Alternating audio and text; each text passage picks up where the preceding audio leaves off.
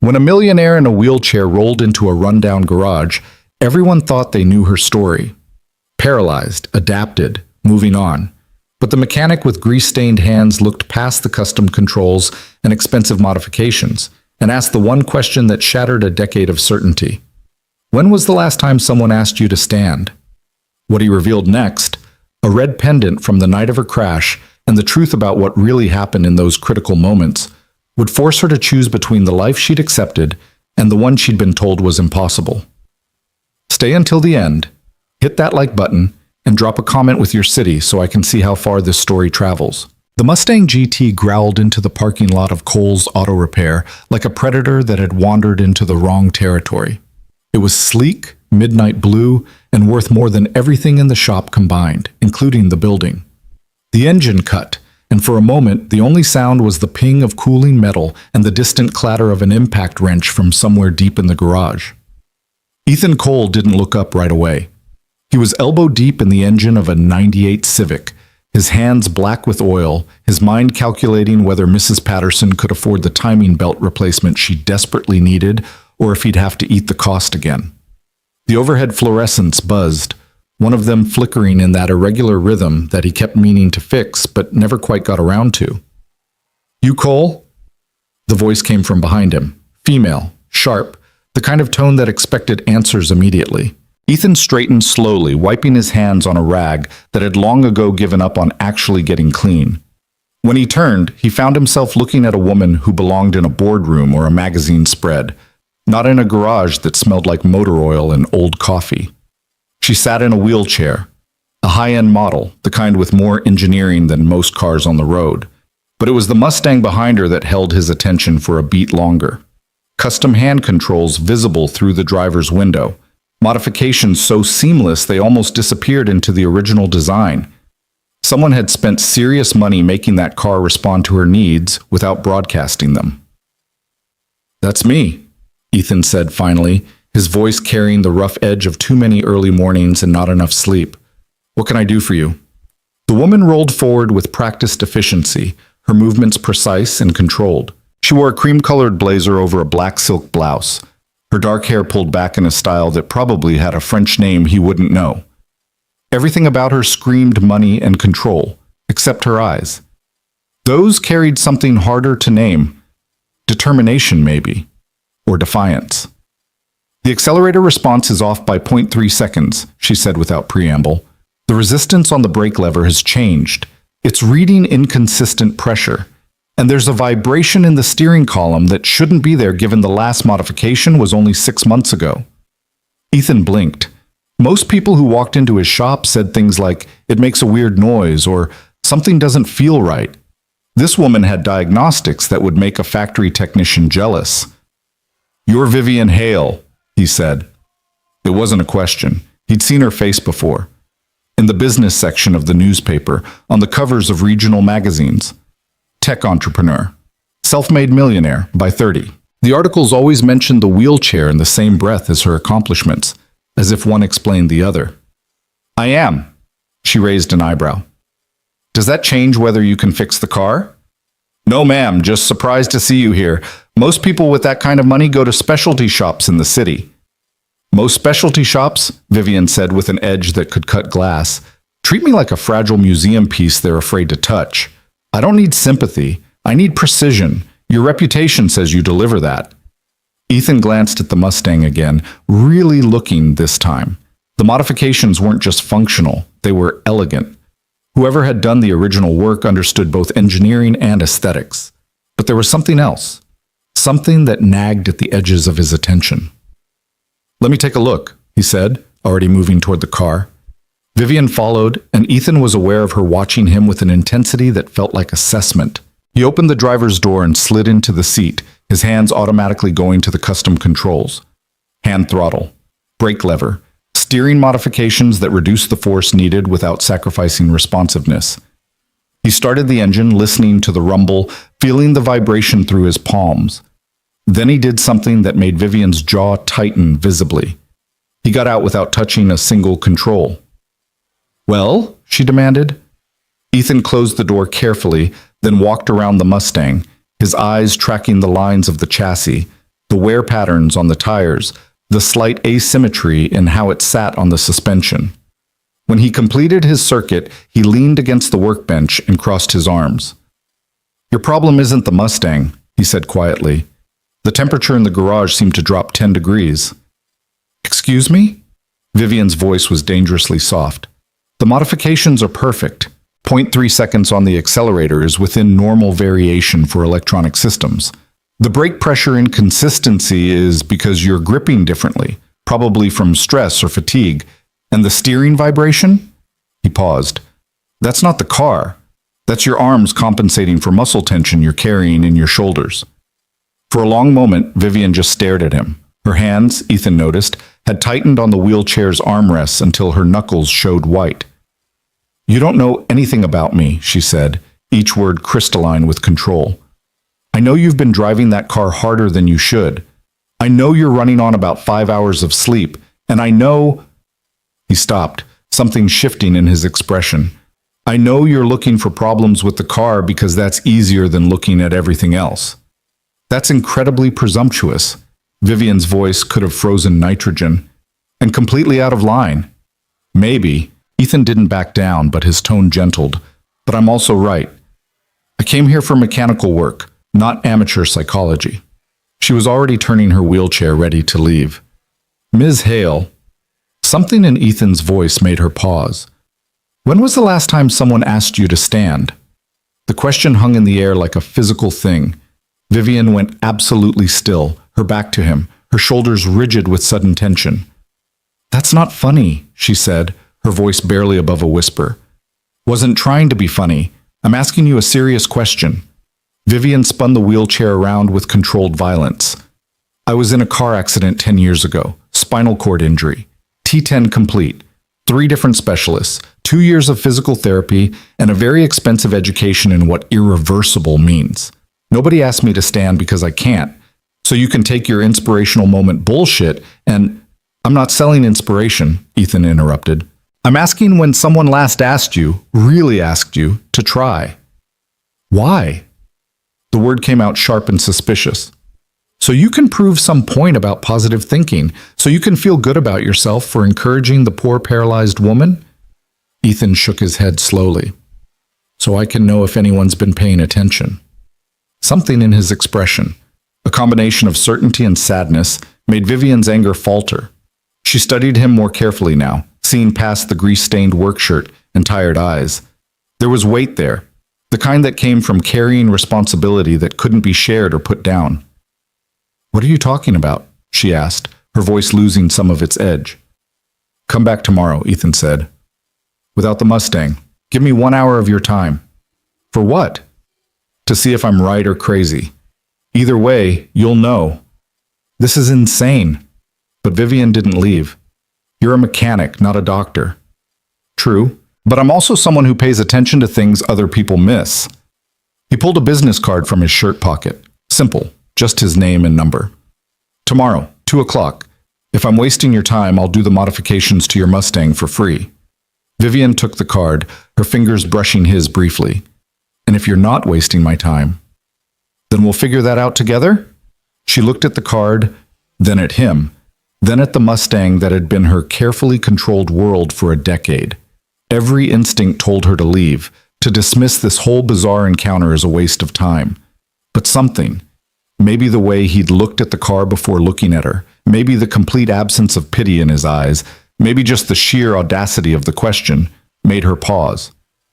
1 hour, she said finally, and this better not be some kind of faith-healing nonsense. "It's not. I promise."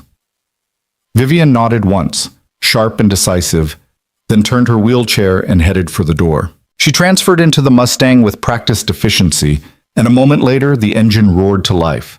Ethan watched her pull out of the parking lot with that same predatory grace, the Mustang disappearing into afternoon traffic. When the sound faded, he walked back to the Civic and Mrs. Patterson's timing belt, but his mind was already somewhere else, 10 years back, on a rain-slicked road, in the moments that had changed everything. His phone buzzed in his pocket. A text from his sister. "Jake's asking when you're picking him up. Should I tell him 6 again?" Ethan checked his watch, 4:47 p.m. He typed back quickly. On my way now. Thanks for covering. He grabbed his jacket from the hook by the office, killed the lights in the main bay, and locked up. The drive to his sister's house took 20 minutes in good traffic, 30 in bad. Today it was somewhere in between, giving him too much time to think about what he'd just done. 10 years was a long time to carry a secret. Long enough that some nights he almost convinced himself it didn't matter, that knowing wouldn't change anything. But then someone like Vivian Hale would roll into his life, and all the rationalizations would crumble.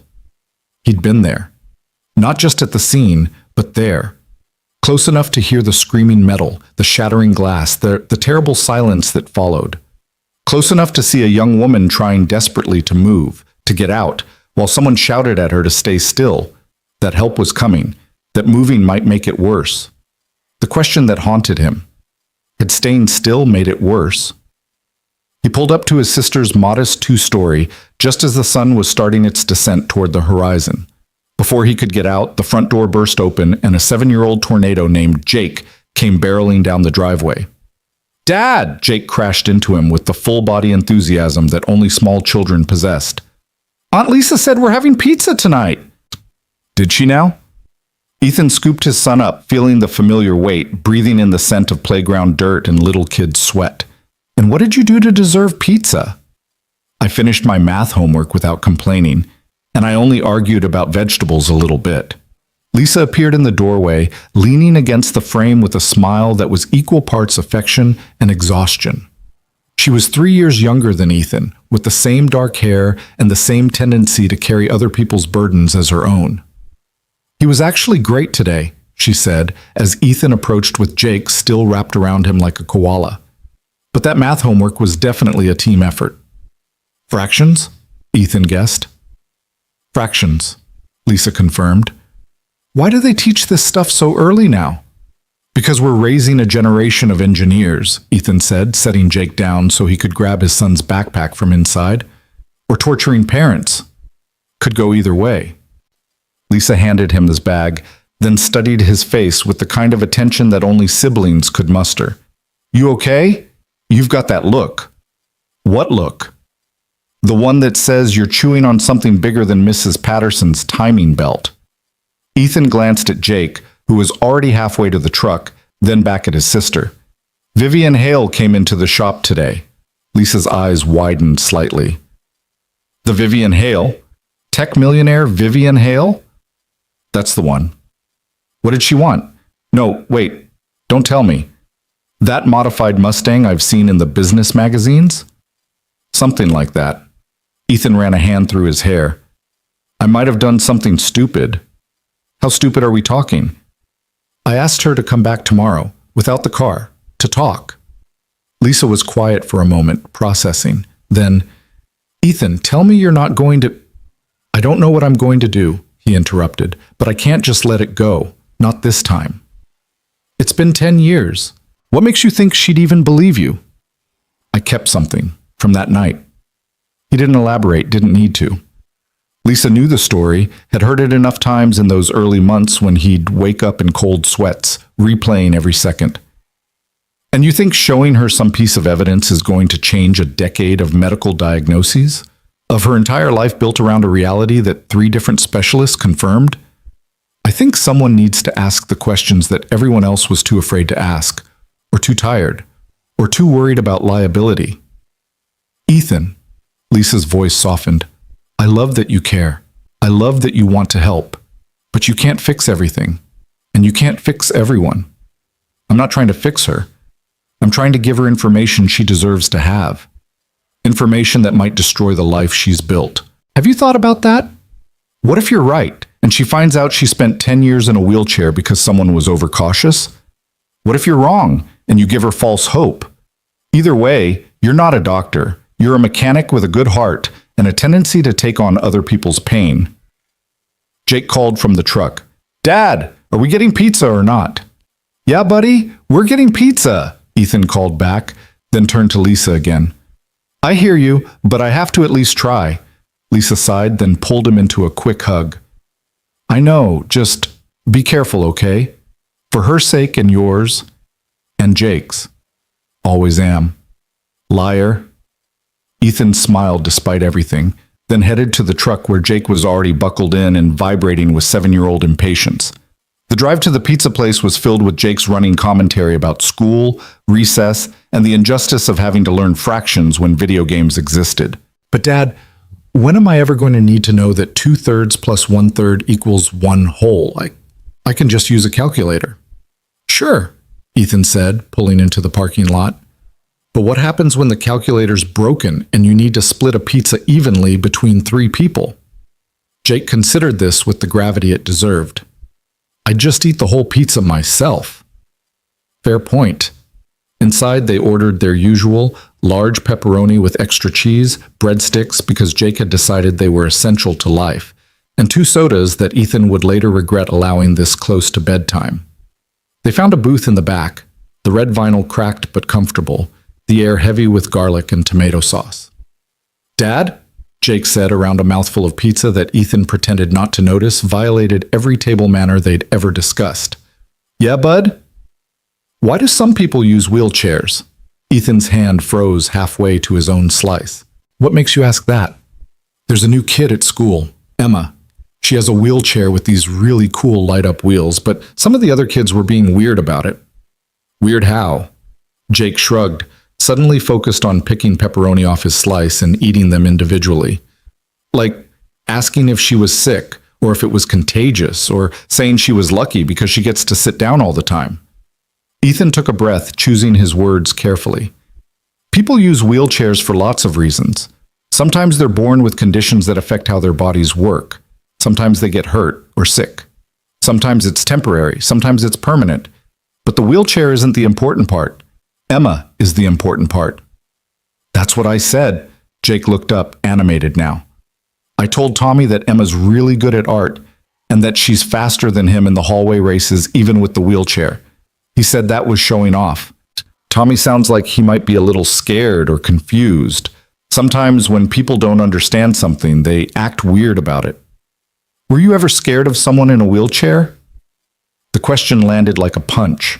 Ethan thought about Vivian Hale, about the way she'd looked at him with such fierce independence, such absolute refusal to be pitied, about the woman on the rain-slicked road 10 years ago, and all the fear and confusion of that night. Yeah, he said honestly. I was. But not because of the wheelchair, because I didn't know how to help, and that made me feel useless. But you help people all the time. That's your job. With cars, sure. With people. Ethan trailed off.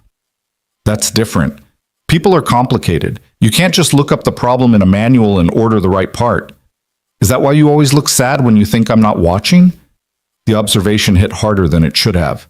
Ethan reached across the table and ruffled Jake's hair, earning a protest and a grin. I'm not sad, buddy. Just tired sometimes. Running a business and being a dad is a lot of work. You're a really good dad, though. Something in Ethan's chest tightened and loosened at the same time. Thanks, Jake. You're a pretty good kid yourself. Even with the fractions? Even with the fractions. They finished their pizza in comfortable silence, Jake swinging his legs under the booth and humming tunelessly. Ethan watched his son and thought about all the things he was trying to teach him. Kindness, honesty, the importance of asking questions even when they were uncomfortable. And he wondered if he was about to practice what he preached or make a terrible mistake. Back at their small apartment, 2 bedrooms, 1 bathroom, a kitchen that barely deserved the name, Ethan supervised teeth brushing and listened to Jake read from his current favorite book about a kid who built a rocket ship out of cardboard boxes. When he finally tucked his son into bed, Jake grabbed his hand. Dad, is the lady with the fancy car okay? What lady? I saw her when Aunt Lisa drove by your shop today. She had a wheelchair too, like Emma. Ethan should have known. Jake noticed everything. She's okay. She just needed some work on her car. Are you going to help her? I'm going to try. Good. Jake yawned, already half asleep. That's what you do. Ethan stayed there for a moment, watching his son's breathing slow and even out, feeling the weight of that simple faith. That's what you do. As if it were that simple. As if trying were always enough. He retreated to the living room, poured himself a glass of water, because coffee this late would guarantee insomnia, and pulled out the small cardboard box he kept in the back of his closet. Inside, wrapped in tissue paper that had yellowed with age, was a red pendant on a broken silver chain. He'd found it at the scene, half buried in the grass where they'd pulled Vivian from the wreckage. Had meant to turn it in to the police, to lost and found, to someone official. But in the chaos of statements and aftermath, he'd forgotten. By the time he remembered, weeks had passed, and it felt too late, too strange to explain. So he'd kept it. A small piece of evidence, a reminder of the night when he'd arrived seconds too late to prevent the crash, but early enough to see everything that happened after. The pendant was simple, a red stone, probably garnet, set in tarnished silver. The chain had broken in the accident, but the pendant itself was intact. He turned it over in his hands, remembering. She'd been conscious when he'd pulled over, his own heart hammering from the close call of nearly hitting the already crashed vehicles himself. The other car, the one that had swerved into her lane, was empty, the driver having fled the scene. But Vivian's Mustang was crumpled against a guardrail, steam rising from the engine, and through the shattered driver's window he could see her moving, trying to move. She was making sounds, pain, panic, confusion, and reaching for the door handle with shaking hands. He'd run to her, shouting without thinking, "Don't move! Help is coming! Don't move!" She'd looked at him, her eyes wide and terrified, and stopped. Just stopped. And then the paramedics had arrived, and they'd said the same thing. Don't move, stabilize the spine, careful, careful, careful. And by the time they'd gotten her out and into the ambulance, she wasn't moving her legs anymore. Had she been able to before? In those first moments? He'd replayed the scene 1,000 times, trying to be sure, trying to separate what he'd actually seen from what his guilty conscience had invented. And he'd never been certain enough to say anything, to insert himself into a tragedy that wasn't his to claim. Until today. Until Vivian Hale had rolled into his shop with perfect posture and perfect control, and a Mustang modified for a life sentence that maybe, possibly, shouldn't have been. Ethan wrapped the pendant back up and put it away. Tomorrow at 2 o'clock, he'd find out if he was helping or hurting, if he was giving her a chance or destroying her peace.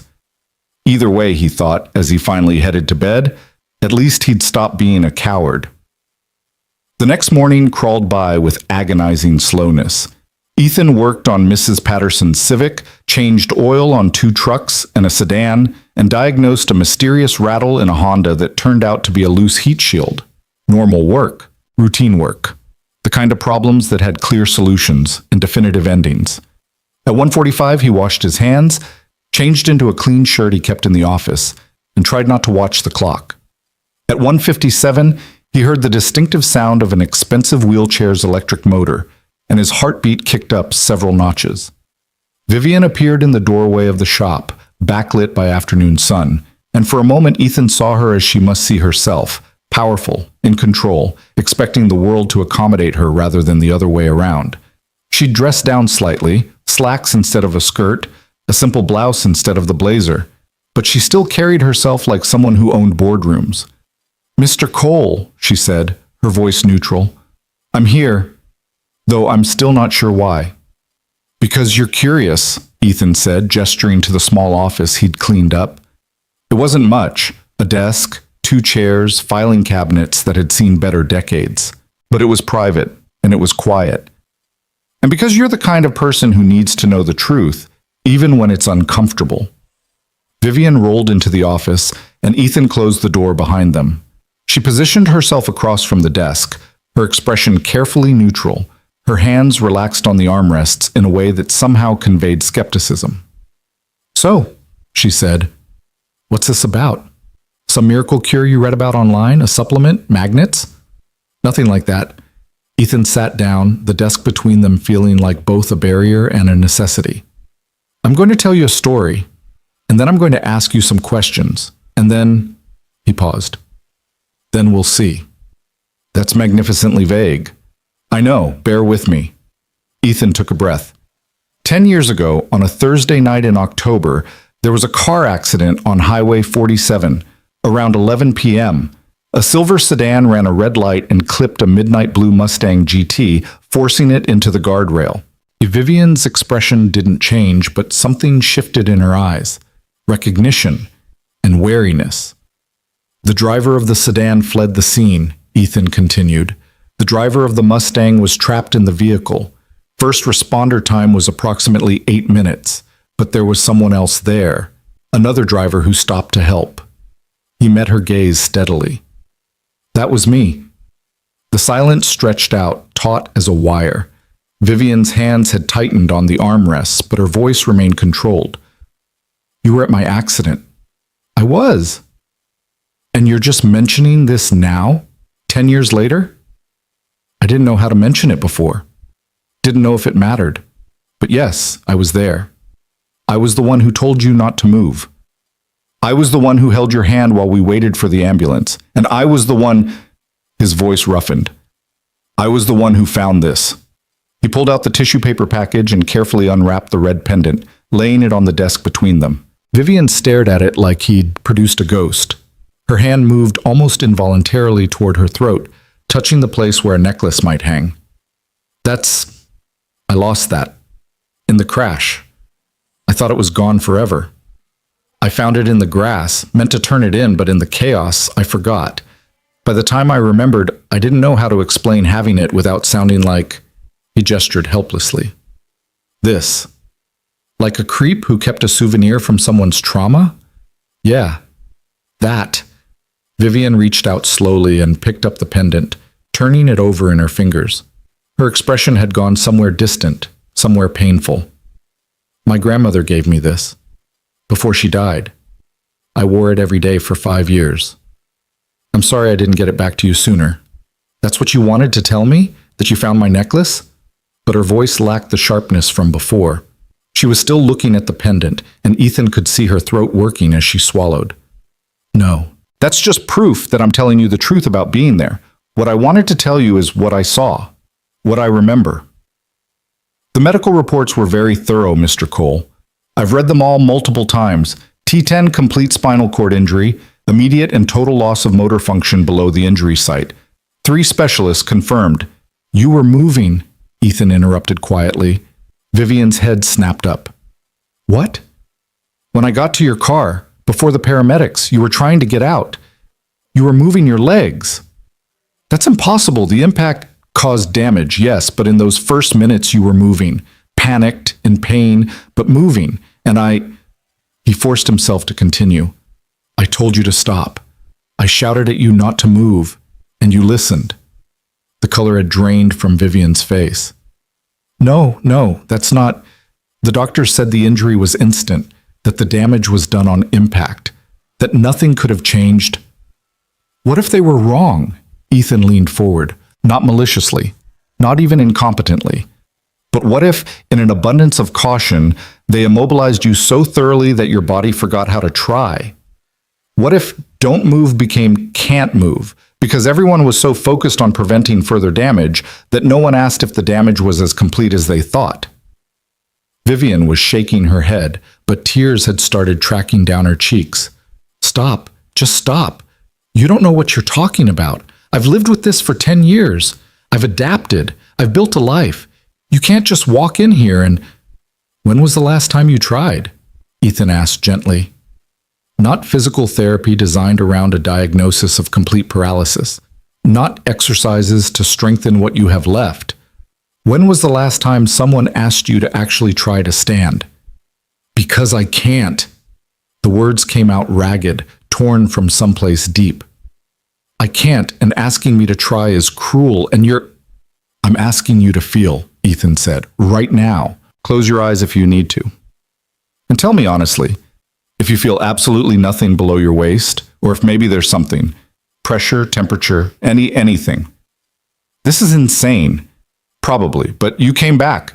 You could have ignored me, could have written me off as some crazy mechanic with a savior complex. But you came back because some part of you wonders too. Vivian wiped at her tears with angry, frustrated movements. But she didn't leave.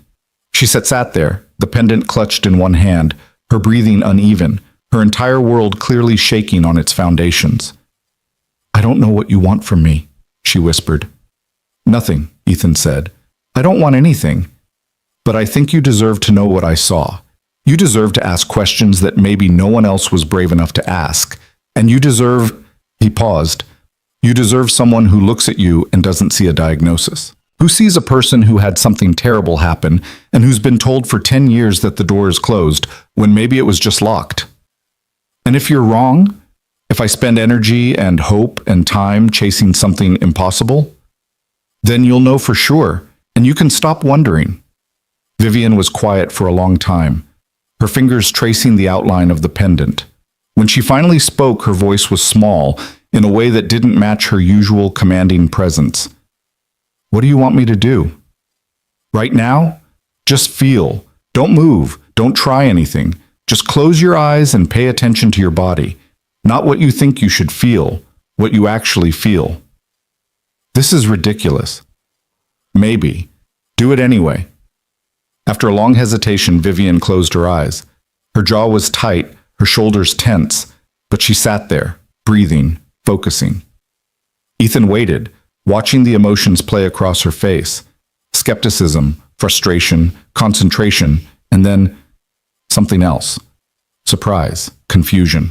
Her eyes opened, meeting his with an expression of such vulnerable uncertainty that it hurt to look at. I feel warmth in my thighs, but that's probably just referred sensation or it's real, Ethan said, and it's worth investigating.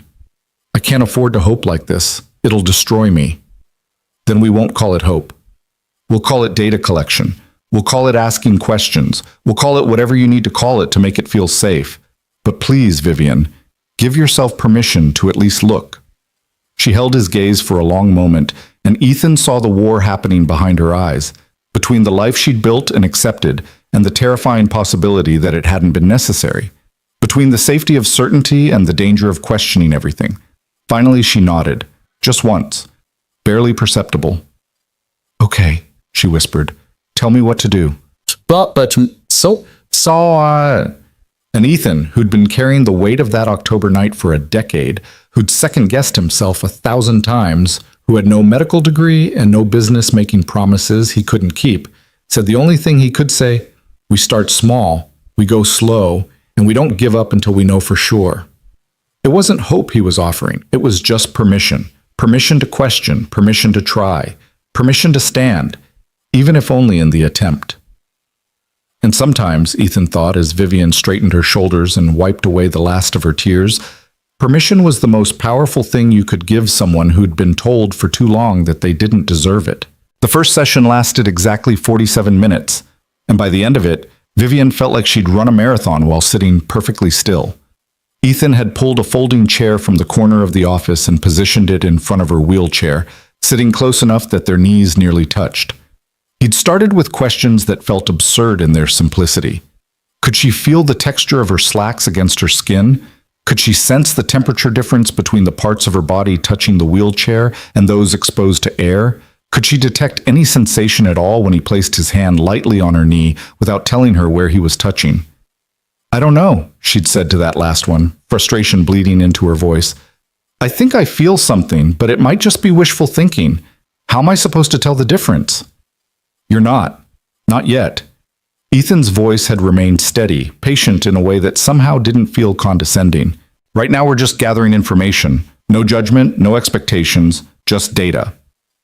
Data, Vivian repeated, latching onto the word like a lifeline. She could deal with data. Data was safe, objective, quantifiable. Data didn't require hope. He'd walked her through a series of tests so subtle they barely qualified as movement, trying to flex muscles she hadn't consciously controlled in a decade, attempting to shift her weight in ways the wheelchair's support made nearly impossible to detect. Most attempts yielded nothing. But twice, maybe 3 times, she'd felt something. A flutter. A suggestion of response. So faint it could have been imagination, but there nonetheless. When Ethan finally sat back and checked his watch, Vivian was exhausted in a way that had nothing to do with physical exertion and everything to do with emotional whiplash. That's enough for today, he said, and she almost argued before realizing she was grateful for the reprieve. So? She hated how small her voice sounded. What's the verdict? Am I chasing shadows, or is there something actually there? Ethan met her gaze with that same careful honesty he'd shown from the beginning. I think there's something, but I also think it's going to take time to figure out what that something means. Your body's been receiving the same message for 10 years. Don't try, can't work, movement impossible. We're asking it to consider a different possibility, and that's not going to happen overnight. Time, Vivian laughed, but it came out bitter. I've already lost 10 years. How much more time am I supposed to invest in, maybe? That's not a question I can answer for you. Ethan stood, giving her space, giving her the power to choose. But I can tell you this, I'll be here tomorrow at 2 if you want to try again. And the day after that, and the day after that, for as long as it takes to get you real answers. Why? The question burst out before she could stop it. Why do you care? You don't know me. This isn't your responsibility. You could have just fixed my car and sent me on my way. Something shifted in Ethan's expression, a shadow of old guilt crossing his features. Because I was there. Because I told you not to move, and maybe that was the right call, or maybe it wasn't. But either way, I've been carrying that night around for 10 years. And if there's even a chance that my caution contributed to your diagnosis, then yeah, it kind of is my responsibility. That's not fair to you. You were trying to help. Maybe. But impact matters more than intention. He moved toward the door, then paused. Look, you don't owe me anything. Not your time, not your trust, not another session. But if you decide you want to keep digging, I'm here. No pressure, no promises. Just possibility.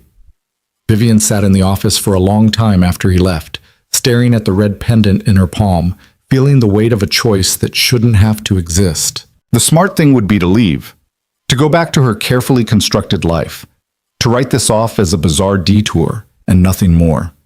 But she'd felt something. Maybe just pressure, maybe just referred sensation from muscles that still worked affecting nerves that supposedly didn't, but something. And Vivian Hale hadn't built a multi-million-dollar company by walking away from possibilities just because they were terrifying. She returned the next day, and the day after that. By the end of the first week, they'd established a routine. 2 o'clock sessions, 45 minutes to an hour, in the small office that smelled like motor oil and old coffee. Ethan would start with the same baseline questions. What do you feel? Where do you feel it? Rate the sensation on a scale from 0 to 10.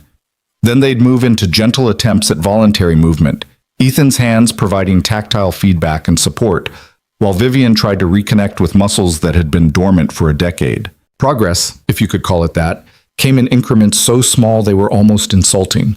The ability to sense when Ethan touched her right knee versus her left. A faint warmth in her thighs when she focused hard enough. Once, just once, what might have been the beginning of a muscle contraction in her right quadriceps that lasted all of 2 seconds before disappearing.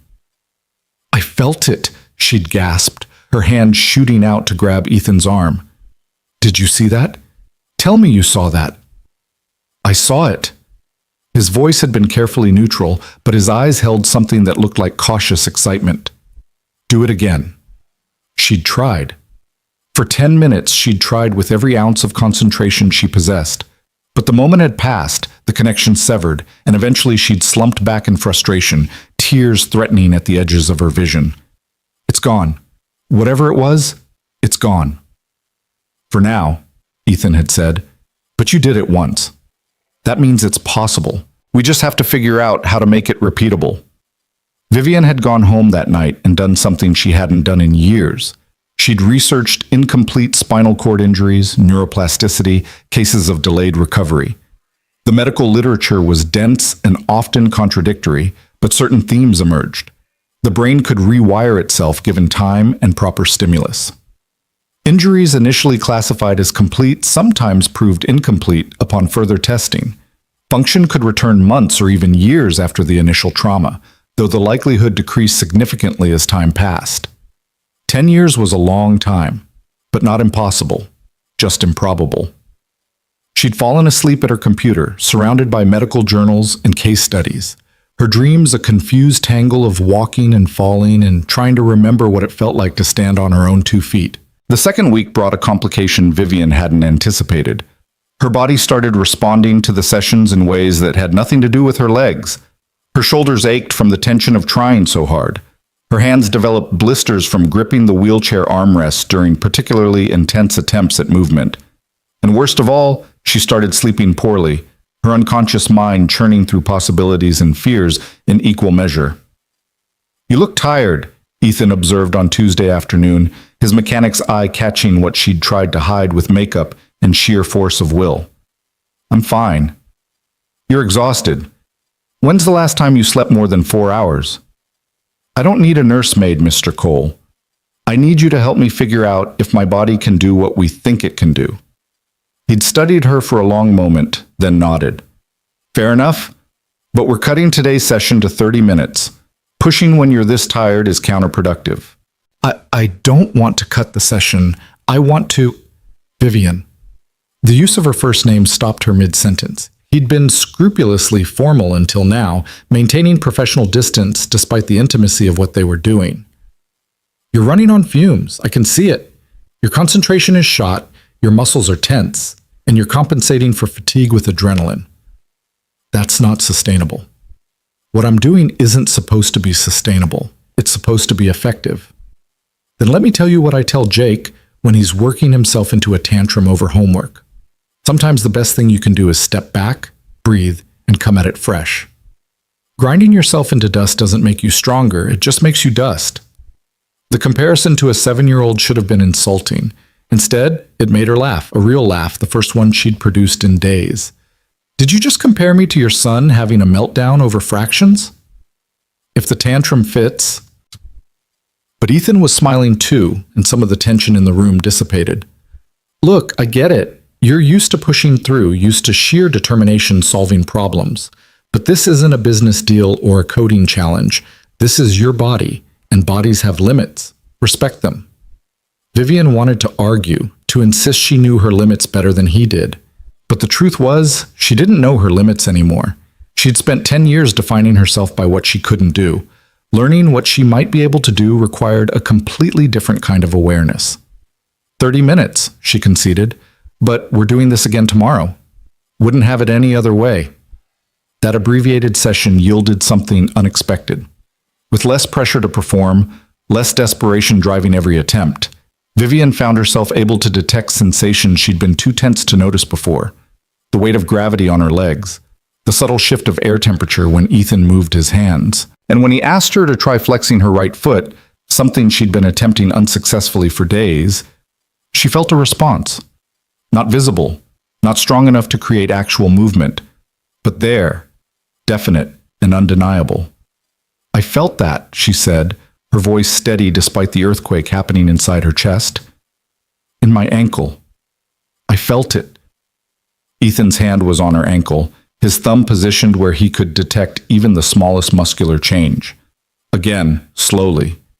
She tried, focusing on the mental pathway between intention and action, imagining the signal traveling down her spine, jumping whatever gaps existed, reaching the muscle. And again, there it was, a flicker of response, like a light bulb flickering on a faulty circuit. "It's there," Ethan confirmed, and this time his voice held undisguised amazement. "Faint, but it's there. Vivian, you're recruiting muscle fibers that haven't fired in a decade." The magnitude of that statement hit her like a physical force. She'd spent 10 years being told her legs were as useful as wood below the injury site. 10 years of specialists explaining with charts and diagrams exactly why recovery was impossible. 10 years of building a life around a certainty that was now showing cracks. "What does this mean?" she whispered. Ethan sat back, running a hand through his hair in a gesture she'd come to recognize as his tell when he was thinking hard. "Honestly? I don't know. I'm not a doctor. I can't tell you what's possible or what the ceiling is. But it means your injury isn't as complete as everyone thought, and that means you have options." Options. She tested the word, found it both terrifying and exhilarating. "I need to see a specialist, a neurologist, someone who actually knows what they're looking at." Probably a good idea. "But I don't want to stop the sessions, not yet. Not until I have more to show them than just this." She gestured vaguely at her legs, at the invisible progress that felt both monumental and impossibly fragile. "Then we keep going. But Vivian, promise me something." "What?" "Don't put all your hopes in this. Don't stop living your life while you chase what might be possible. I've seen people destroy themselves chasing recovery, and I won't be part of that. We do this sustainably, or we don't do it at all." It was the first time he'd put conditions on his help, and Vivian recognized it for what it was. Not control, but care. The same kind of care he probably showed Jake, setting boundaries not to limit but to protect. "I promise," she said. "But you have to promise me something too." "What's that?" "Stop treating me like I'm fragile. I'm not going to break just because I'm trying something difficult. I built a company from nothing, survived a decade of people telling me what I can't do, and learned to navigate a world that wasn't designed for me. I'm tougher than I look." Ethan's expression softened with something that looked like respect. "Deal. Though for the record, I never thought you were fragile. Stubborn, maybe. Relentless, definitely. But fragile? No." The third week brought Jake.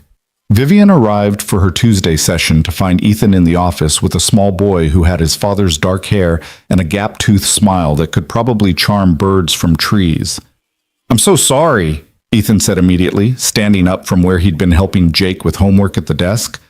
"Lisa had an emergency at work and couldn't keep him. I can reschedule if you want privacy."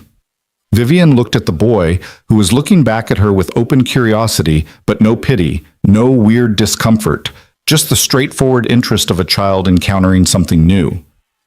"It's fine," she said, surprising herself. "We can work around him." "You sure? We're doing fraction word problems, so the intellectual discourse is riveting." "Hi," Jake said, waving at Vivian. "I'm Jake. Are you the lady with the cool car? Dad says you have a Mustang with special controls. That sounds really awesome." "I am," Vivian said, finding herself smiling, "and it is pretty cool. Can I see it sometime?" "I promise I won't touch anything. I'm very good at looking without touching. Ask Dad." "That is a significant exaggeration," Ethan said, but his voice was warm with affection. "Jake, Ms. Hale is here for an appointment. Why don't you finish your homework while we work, okay?" "Okay. But if you need help with fractions, I'm kind of an expert now." The session proceeded with Jake as an unexpectedly pleasant background presence. He worked quietly on his math, occasionally asking Ethan questions that required brief interruptions. But his presence changed the dynamic somehow, made the whole thing feel less like a medical procedure and more like life. Normal, messy, human life. Halfway through, while Vivian was attempting to sustain a muscle contraction in her calf, Jake looked up from his homework and said, "Are you trying to make your legs work again?" The question, delivered with such casual directness, should have been jarring. Instead, Vivian found it refreshing. "Something like that," she said. "That's cool. There's a girl at my school, Emma, who uses a wheelchair too. She's really fast at racing in the hallways. Are you fast?" "Jake," Ethan said, a warning in his voice. "It's okay," Vivian assured him. "And yes, I can be pretty fast when I want to be. These wheels have good motors." "Awesome. Hey, if your legs start working, are you going to stop using the wheelchair?" It was the kind of question only a child would ask. Guileless, curious, cutting right to the heart of things adults danced around. Vivian considered it seriously. "I don't know," she said honestly. "Maybe sometimes, maybe not. It depends on what my body can do and what feels right." "That makes sense, like how I can walk, but sometimes I still want Dad to carry me when I'm tired." "Exactly like that." Jake nodded, satisfied, and returned to his fractions. Ethan met Vivian's eyes over his son's head, a question in his expression. She nodded slightly. "It's fine, really," and they continued. Later, after the session ended and Ethan was packing up Jake's homework, the boy approached Vivian directly. "Ms. Hale, can I ask you something?" "Sure." "Does it hurt? Trying to make your legs work?" Vivian thought about the question carefully. "Sometimes. Not in a bad way exactly. More like when you're learning something really hard at school, and your brain gets tired from thinking so much. It's that kind of hurt." "Oh, like fractions." "Exactly like fractions." Jake considered this with the gravity it deserved. "Well, I think you're really brave. Fractions are hard, and I'm guessing legs are way harder." Something in Vivian's chest cracked open at that simple declaration. "Thank you, Jake. That's very kind." "You're welcome. And if you ever want to race Emma in the hallways, I bet she'd think that was cool. She's really into racing." "I'll keep that in mind." As they left, Jake chattering about whether Mustangs or Challengers were cooler, Vivian sat in the quiet office and felt something shift. She'd been so focused on the physical aspects of recovery, on neurons and muscles and nerve pathways, that she'd forgotten the rest of it. The human parts, the messy, complicated reality of building a new relationship with her own body while maintaining the relationships that made life worth living. She pulled out her phone and did something she'd been avoiding for 2 weeks. She called her longtime physician, Dr. Sarah Chen, and made an appointment for a comprehensive neurological evaluation. "I need you to retest me," Vivian said when Dr. Chen's assistant asked about the nature of the visit. "Complete workup. I have reason to believe my diagnosis might need revision." There was a pause on the other end, the sound of typing. "Dr. Chen will want to know what's changed. Tell her I'm experiencing sensory feedback and possible motor recruitment below the injury site. And tell her..." Vivian hesitated, then pushed forward. "Tell her I need her to approach this with an open mind." The appointment was scheduled for the following week. 5 days of continued sessions with Ethan, 5 days of gradual, incremental progress that felt both glacial and revolutionary. By Friday, she could reliably detect light touch on both legs, could generate visible muscle contractions in 3 different muscle groups, and could sense temperature changes with reasonable accuracy. It wasn't walking. It wasn't even close to walking. But it was more than she'd had in a decade, and it was enough to build on. "How do you feel about Monday?" Ethan asked at the end of Friday's session. "With the doctor appointment coming up?" "Terrified," Vivian admitted. "What if she runs the tests and tells me this is all just residual nerve activity or something? Not real recovery, just random signals?" "Then you'll have information you didn't have before, and you'll decide what to do with that information." Ethan leaned against the desk, his posture relaxed but his eyes serious. "But Vivian, whatever she says, remember, you felt what you felt. You moved what you moved. Medical terminology doesn't change the reality of what's happening in your body. But it changes what I can expect, what's realistic to hope for. Maybe. Or maybe the medical model just hasn't caught up with what your body already knows." He shrugged. "I'm not saying ignore professional advice. I'm saying don't let professional caution talk you out of trusting your own experience." Monday arrived with the weight of a reckoning. Vivian dressed carefully, professional but not performative, comfortable but not casual. She transferred into the Mustang, drove to Dr. Chen's office in the medical complex downtown, and checked in with a receptionist who'd seen her enough times over the years to greet her by name. "Vivian, good to see you. Dr. Chen is looking forward to catching up." The examining room felt both familiar and foreign, the same table she'd sat beside countless times, the same posters about spinal cord anatomy, the same faint smell of antiseptic and floor wax. But she was different now, coming in with questions instead of resignation. Dr. Chen entered with her usual brisk efficiency, a woman in her 50s with sharp eyes and an even sharper mind. She'd been Vivian's neurologist for 8 years, had overseen her care through multiple complications and adjustments, and had always been kind without being soft. "Vivian," she said, sitting down and pulling up the chart on her tablet, "your message was intriguing. Tell me what's been happening." So Vivian told her about the mechanic who'd been at her accident, about the sessions, about the sensations and movements that shouldn't exist according to her diagnosis. She kept her voice level, presenting it as data rather than hope, but Dr. Chen's expression grew increasingly concerned. "Vivian, I want to be very clear about something," Dr. Chen said when she finished. "What you're describing could be several things. It could be incomplete injury that we missed in the original assessment, possible, though unlikely given the thoroughness of your initial workup. It could be neuroplasticity creating new pathways around the injury, or it could be psychosomatic response, wishful thinking, manifesting as perceived sensation. I know the difference between imagination and actual feeling. I'm not suggesting you're making it up, but the mind is powerful, and when we want something badly enough, it can create very convincing perceptions. That's why we need objective testing."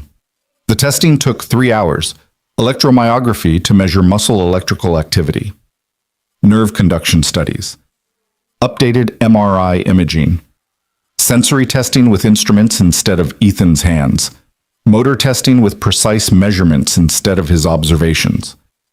By the end of it, Vivian was exhausted and Dr. Chen was frowning at her tablet. Well? Vivian demanded. What do the tests show? Dr. Chen looked up, her expression carefully neutral, the kind of neutrality that doctors used when they were about to deliver news they knew the patient wouldn't want to hear. There's definitely something happening, she said slowly. Your EMG shows muscle recruitment that wasn't present in your tests from 2 years ago. Faint, inconsistent, but measurable. The nerve conduction studies show intact pathways in areas we'd previously classified as non-functional. Vivian's heart leaped. So I was right. The injury isn't complete. The injury, Doctor. Chen paused, choosing her words with visible care.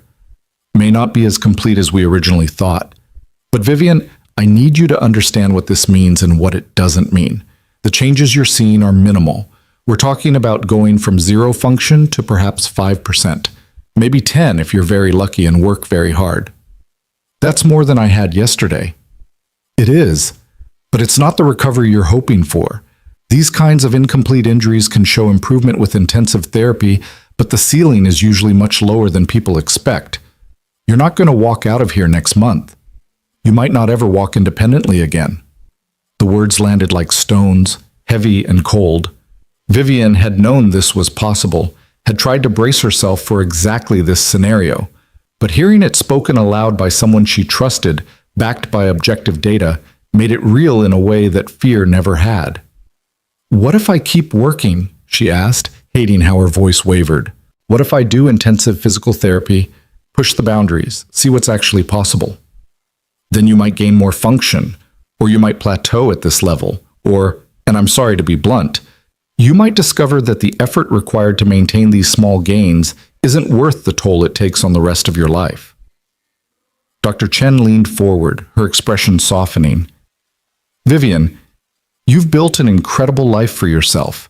You're successful, independent, thriving in every way that matters. Is it worth potentially disrupting all of that to chase marginal improvements in motor function? It was the same argument Vivian had heard variations of for 10 years. Focus on what you can do. Accept your limitations. Don't waste energy fighting battles you can't win. The logic was sound, the advice well-intentioned, and Vivian was so tired of it. What if it's not marginal? She said quietly. What if these small improvements lead to bigger ones? What if the only reason we think the ceiling is low is because nobody's been willing to really test it? That's not how spinal cord injuries work. There are biological limits that we discover by trying, not by assuming. Vivian straightened, feeling the steel return to her spine, the metaphorical one at least. Dr. Chen, I appreciate your concern. I do. But I need you to write me a referral for intensive physical therapy, real therapy, not maintenance. And I need you to approach my case as if recovery is possible, not as if I'm grasping at false hope. Dr. Chen was quiet for a long moment. Then she sighed, the sound carrying years of medical pragmatism confronting stubborn patient determination. I'll write the referral, she said, but I'm also going to be monitoring you closely. If I see this pursuit affecting your mental health, your physical well-being, or your quality of life, we're having another conversation. Deal. Deal. Vivian left the office with a referral to a physical therapy specialist, updated test results that proved she wasn't imagining things, and a strange mixture of validation and frustration churning in her chest. She'd been right about the incomplete injury, but the medical establishment's low expectations felt like a ceiling she'd have to break through rather than a guideline she could follow. She drove to Cole's Auto Repair without planning to, found herself in the parking lot before she'd consciously decided that's where she needed to be. The garage was still open, the sound of power tools echoing from inside. She could see Ethan through the open bay door, working on a truck suspension, his movements efficient and sure. He looked up when her wheelchair's motor hummed into the shop, wiped his hands, and read her expression with unnerving accuracy. The doctor gave you the "be realistic" speech, he said. How did you know? Because that's what doctors do. They manage expectations based on statistical probability, which is smart medicine but terrible psychology. He pulled up a rolling stool and sat so they were eye level. What did the tests actually show? Muscle recruitment, nerve pathways that shouldn't work but apparently do, evidence that my injury is incomplete. She paused. Also a ceiling on what I should expect to recover. 5% function. Maybe 10. Then what do you want? The question was simple, direct, and it cut through all the medical jargon and careful prognoses to the heart of things. I want to stand, Vivian said, the words raw with honesty. I want to know what it feels like to look someone in the eye without craning my neck. I want to reach the top shelf in my kitchen without modifications. I want... Her voice broke slightly. I want to know if I gave up too soon. Ethan nodded slowly. Then we keep going. But on your terms, for your reasons. Not to prove anything to anyone else. Just to find out what's actually true. Dr. Chen thinks I'm chasing false hope. Maybe you are. But maybe hope isn't false just because it's difficult. And maybe the real false thing is assuming we know the limits before we test them. Vivian looked at this man who'd inserted himself into her life with a secret and a question, who'd given her permission to try when everyone else had been giving her permission to quit. She thought about Jake and his innocent observation that trying was brave. She thought about the red pendant that had survived the crash and a decade in a cardboard box. And she thought about the 5% that Dr. Chen had quantified, and all the unmeasured possibilities that might exist beyond the numbers. Same time tomorrow? She asked. Ethan smiled, the expression carrying equal parts determination and understanding. Same time tomorrow, and every day after that for as long as you need. It wasn't a promise of recovery. It wasn't even a promise of significant progress, but it was a promise to keep asking the questions, to keep testing the boundaries, to keep believing that trying mattered even when the outcome was uncertain. And for now, that was enough. The physical therapy specialist Dr. Chen referred her to was named Marcus Webb, and he had the build of someone who'd spent significant time as an athlete before age, and wisdom redirected his energy into helping others. His clinic occupied the second floor of a converted warehouse, all exposed brick and industrial windows that flooded the space with natural light. The equipment was state-of-the-art, the kind of setup that cost serious money and delivered serious results. Marcus met Vivian at her first appointment with a handshake that was firm without being performative, and eyes that assessed her with the kind of professional curiosity she recognized from her own business dealings. Someone looking at a complex problem and already thinking 3 steps ahead. Dr. Chen sent me your files, he said, gesturing her toward his office. Interesting case. T10 incomplete, delayed presentation of residual function, patient-initiated investigation. How long have you been working with this mechanic she mentioned? About a month now. Vivian followed him into the office, noting the diplomas on the wall, the photos of patients at various stages of recovery, the well-worn copy of a neuroscience textbook on his desk. He's not a medical professional, but he's been effective. Effective how? I went from believing I had 0 sensation and 0 motor control below my waist to having measurable muscle recruitment and sensory feedback. So however you want to quantify that. Marcus leaned back in his chair, studying her with an expression that was hard to read. Let me ask you something, and I want you to answer honestly. Are you here because you want professional guidance, or are you here because Dr. Chen insisted and you're humoring her? The bluntness caught Vivian off guard, but she appreciated it. Both, if I'm being honest. I don't think Dr. Chen is wrong about needing proper therapy. But I also don't think she's right about the ceiling being as low as she claims. Fair enough. So here's how I work. I don't sell miracles, I don't make promises I can't keep, and I don't let patients destroy themselves chasing outcomes that aren't realistic. But I also don't assume we know your ceiling until we test it. The body's capacity for adaptation and recovery can surprise even experienced clinicians. So we're going to work hard, measure everything, and see what's actually possible. Sound good? Sounds perfect. Good. Now get out of that chair and let's see what you can actually do. The command was delivered so matter-of-factly that Vivian almost complied before her brain caught up. I can't just get out of the chair. Can't or haven't tried recently? Marcus was already moving toward the therapy mats, clearly expecting her to follow. Because, according to your files, you've got some motor recruitment happening. Let's find out what that translates to in practical terms. What followed was 2 hours of the most intense physical work Vivian had done in a decade. Marcus had her transferred to a therapy table, then systematically tested every muscle group from her hips down. Some responded. Most didn't. But the ones that did, The slight contraction in her right quadriceps, the flicker of response in her left hip flexor, the sustained engagement in her core muscles, those he cataloged with the precision of a scientist and the enthusiasm of a coach who just spotted untapped potential. "Okay," he said finally, making notes on his tablet. "Here's what I'm seeing. You've got partial innervation in several key muscle groups. It's not symmetric, it's not consistent, and it's definitely not enough for independent ambulation yet. But the foundation is there. The question is whether we can build on it." "Yet?" Vivian repeated, catching the word. "You said yet." "I did, because I've seen stranger things happen with dedicated work. But Vivian, I need you to understand the reality here. Even if we achieve the best case scenario, you're looking at assisted ambulation at most. Braces, walker, maybe eventually a cane for short distances. You're probably never going to be running marathons or ditching the wheelchair entirely. It's a tool you're going to need for the rest of your life, regardless of what else we achieve." "I know, but assisted ambulation is more than I had yesterday." Marcus nodded, something approving in his expression. "Good attitude. All right, here's the plan. We meet 3 times a week, 90-minute sessions. I'm going to work on strengthening what you have, improving consistency in recruitment, and teaching your nervous system new pathways around the injury. It's going to be hard, it's going to be frustrating, and some days you're going to hate me. But if you stick with it, we'll see progress." "What about the work I've been doing with Ethan?" "The mechanic?" Marcus considered. "If it's been working for you, I'd say keep it up. Different perspectives can be valuable, and if he's helping you tune into your body's signals, that's not something I can replicate in a clinical setting. Just make sure you're not overworking. Recovery requires rest as much as effort."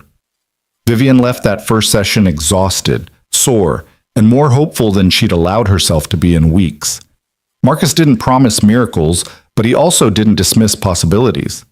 He saw the same data Dr. Chen had seen and reached a different conclusion. Not that Vivian should be grateful for 5%, but that 5% might be a starting point rather than a destination. She went straight to Cole's auto repair from the clinic, found Ethan finishing up with a customer. He waved her into the office and joined her a few minutes later, his work shirt stained with fresh grease, his expression openly curious. "How'd it go with the specialist? He told me I'm probably never going to run marathons, but that assisted ambulation might be achievable with dedicated work." Vivian found herself smiling despite the exhaustion. "Then he spent 2 hours putting me through tests that made our sessions feel gentle." "That good, huh?" "That thorough. He wants me 3 times a week, which means between his sessions and ours, I'm going to be spending a significant portion of my life focused on nerve pathways and muscle recruitment." Ethan pulled up the rolling stool, his movements easy and unselfconscious. "You sure that's sustainable? That's a lot of energy to dedicate to something with uncertain outcomes." "Is it?" Vivian met his gaze squarely. "You spend your days fixing cars that might break down again. You're raising a son who might grow up to resent you or make mistakes or break your heart. You dedicated a decade to carrying guilt about an accident that wasn't your fault. We all spend energy on uncertain outcomes. At least this one is mine to choose." Something shifted in Ethan's expression, a recognition of truth that went beyond the immediate conversation. "Fair point, so we keep going. We keep going, but I need to ask you something, and I need you to be honest." "Okay. Why are you really doing this? And don't tell me it's guilt about that night. That might have been the catalyst, but you've invested too much time and care for this to just be about absolving yourself." Ethan was quiet for a long moment, his gaze drifting to the window where the late afternoon sun slanted through dust motes and oil haze. When he finally spoke, his voice carried a weight that suggested he was excavating truth from someplace deep. "When Jake's mom left," he said slowly, "he was 2 years old. Just started talking in full sentences, just beginning to really be a person instead of a tiny dictator in diapers. And she walked out because being a parent was harder than she expected, and I wasn't successful enough to make up for the difficulty. Just packed her stuff one Tuesday afternoon while I was at work and left a note saying she needed to find herself." Vivian stayed quiet, sensing there was more. For months after that, I second-guessed everything. Every decision I made about Jake, every moment I spent working instead of with him, every time he cried and I didn't know how to fix it, I kept thinking about all the ways I was failing him just by not being enough. And then one day Lisa found me sitting in my truck at 2 in the morning, Jake asleep in his car seat because I couldn't figure out how to get him to sleep in his crib, and she said something that stuck with me. What did she say? She said the only way to truly fail him was to stop trying. That being enough didn't mean being perfect. It meant showing up, paying attention, and giving a damn even when it was hard. Ethan looked back at Vivian. You asked why I'm doing this. I'm doing it because you deserved someone to show up 10 years ago and really pay attention to what was happening. You deserved someone to give a damn about whether the diagnosis was right or just convenient. And since I can't go back and be that person then, maybe I can be that person now. The honesty in his voice created a kind of intimacy that had nothing to do with physical proximity and everything to do with shared understanding. Vivian felt something in her chest loosen, a knot she hadn't known she was carrying. Thank you, she said quietly, for showing up. Thank you for letting me. They worked together for another 40 minutes that day, the session taking on a different quality now that the underlying motivations were named and acknowledged. Ethan guided her through gentle resistance exercises, his hands providing feedback and support, while she tried to recruit muscles that were still learning to respond. The progress was minimal, a few extra seconds of sustained contraction, slightly better control over the muscle engagement, but it felt significant in ways that transcended measurement. When they finished, Vivian stayed in the office while Ethan went to lock up the garage.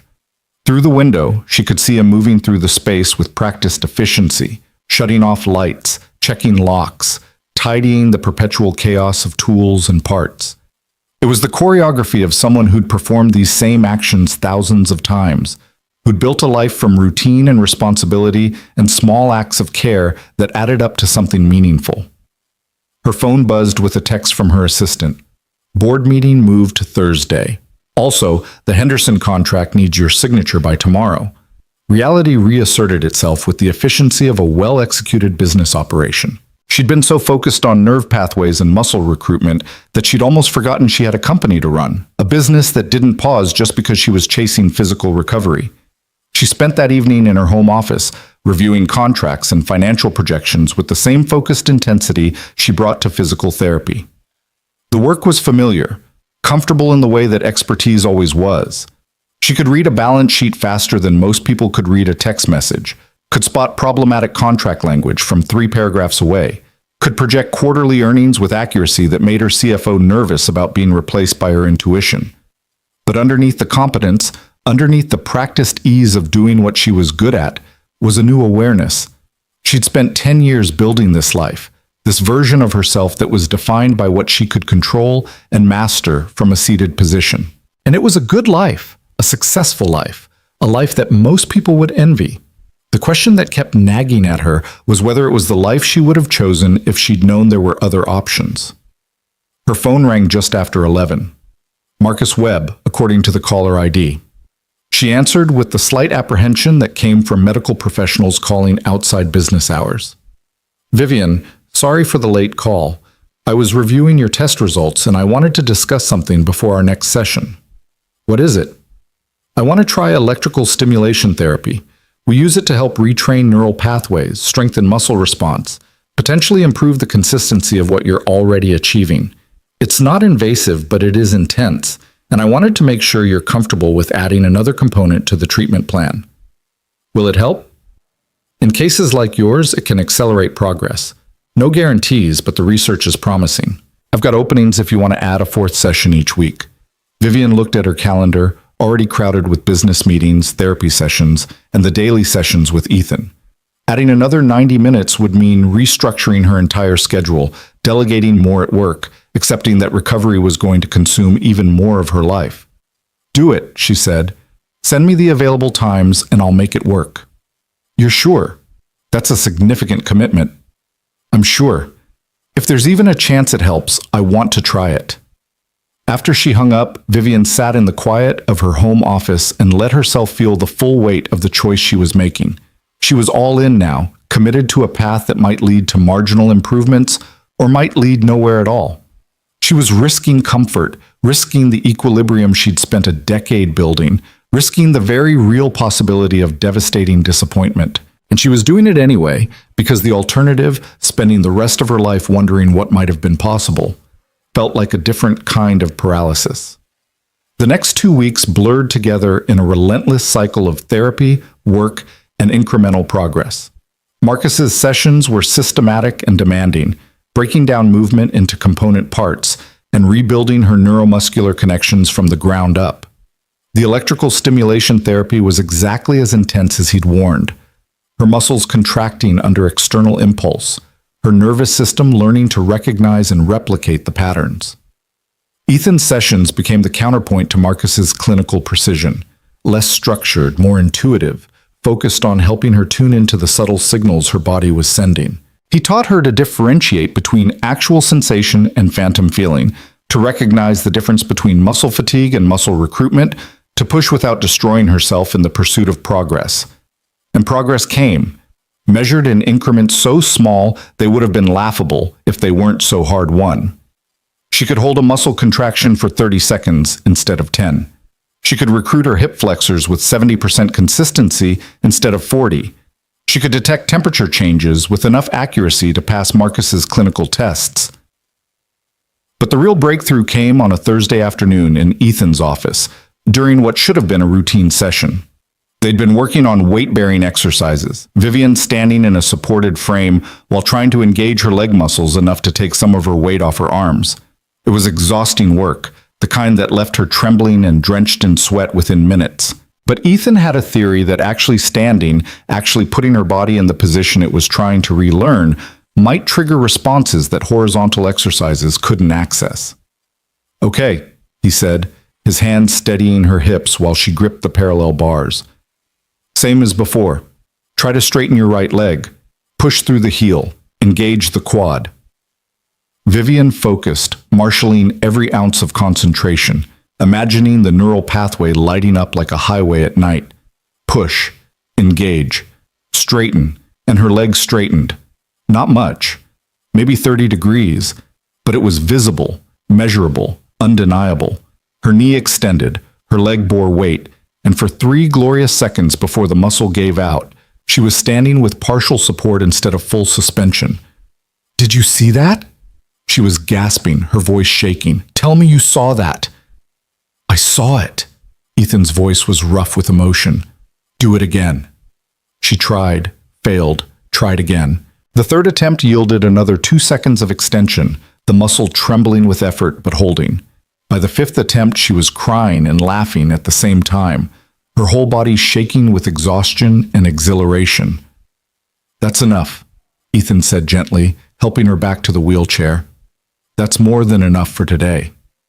I stood. Partially. But I stood. "You did. And tomorrow you'll do it again, and the day after that, until it's not a miracle anymore. Until it's just something your body knows how to do." Vivian sat in the wheelchair, her legs trembling from the effort, her heart hammering in her chest. She felt split open, vulnerable in a way that had nothing to do with physical exposure and everything to do with the terrifying fragility of hope realized. "I need to tell you something," she said, the words coming out before she could second-guess them. "When I first came here, I thought you were either crazy or running some kind of con. I couldn't imagine why a mechanic would care about whether I could stand, and I definitely couldn't imagine that you'd be right. And now? Now I think you might be the first person in 10 years who looked at me and saw possibility instead of limitation. And I don't know how to thank you for that." Ethan shook his head slowly. "You don't thank me. You keep showing up, keep doing the work, keep proving that everyone who told you to settle was wrong. That's all the thanks I need. It's not enough. It's everything." They sat in the quiet office, the late afternoon sun painting long shadows across the floor, the distant sound of traffic providing a mundane soundtrack to a moment that felt anything but mundane. Vivian thought about all the sessions that had led to this one, all the small failures and incremental successes, all the times she'd wanted to quit, and all the reasons she'd found to keep going. And she thought about the life she'd built, the company, the accomplishments, the carefully constructed independence, and how it was all still there, still valid, still hers. Recovery didn't erase what she'd created. It just added options. Marcus wants to try me with leg braces, she said, breaking the silence. Next week. He thinks if we can provide external support, I might be able to do more with the muscle recruitment I've achieved. How do you feel about that? Terrified. Excited. Both. Vivian looked at her legs, these parts of her body that had been passengers for so long and were now tentatively rejoining the conversation. What if I get the braces and I still can't walk? What if this is the ceiling, standing with support for a few seconds at a time? Then you'll know, and you'll decide if that's enough or if you want to keep pushing. But Vivian, whatever happens, you've already achieved something most people said was impossible. You've gone from complete paralysis to voluntary motor control. That's not nothing. It's not walking. Not yet. But it's more than you had. And it's proof that the ceiling everyone assumed existed was built on incomplete information. Ethan leaned forward, his expression serious. I'm not going to lie to you and say I know you'll walk again. I don't. Nobody does. But I know you're stubborn enough to find out what's actually possible instead of accepting what people assume is possible. And I know that counts for something.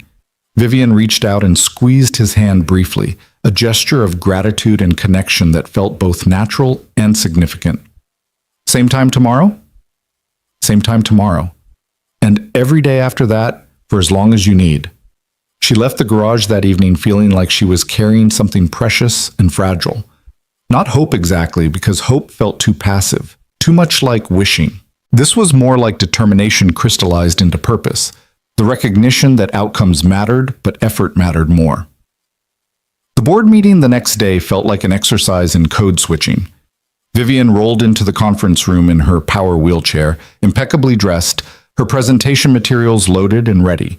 She fielded questions about quarterly projections, defended strategic decisions, pushed back on a proposed acquisition that didn't align with company values. She was sharp, competent, commanding, every inch the CEO who'd built this company from an idea and a laptop into a multi-million-dollar operation.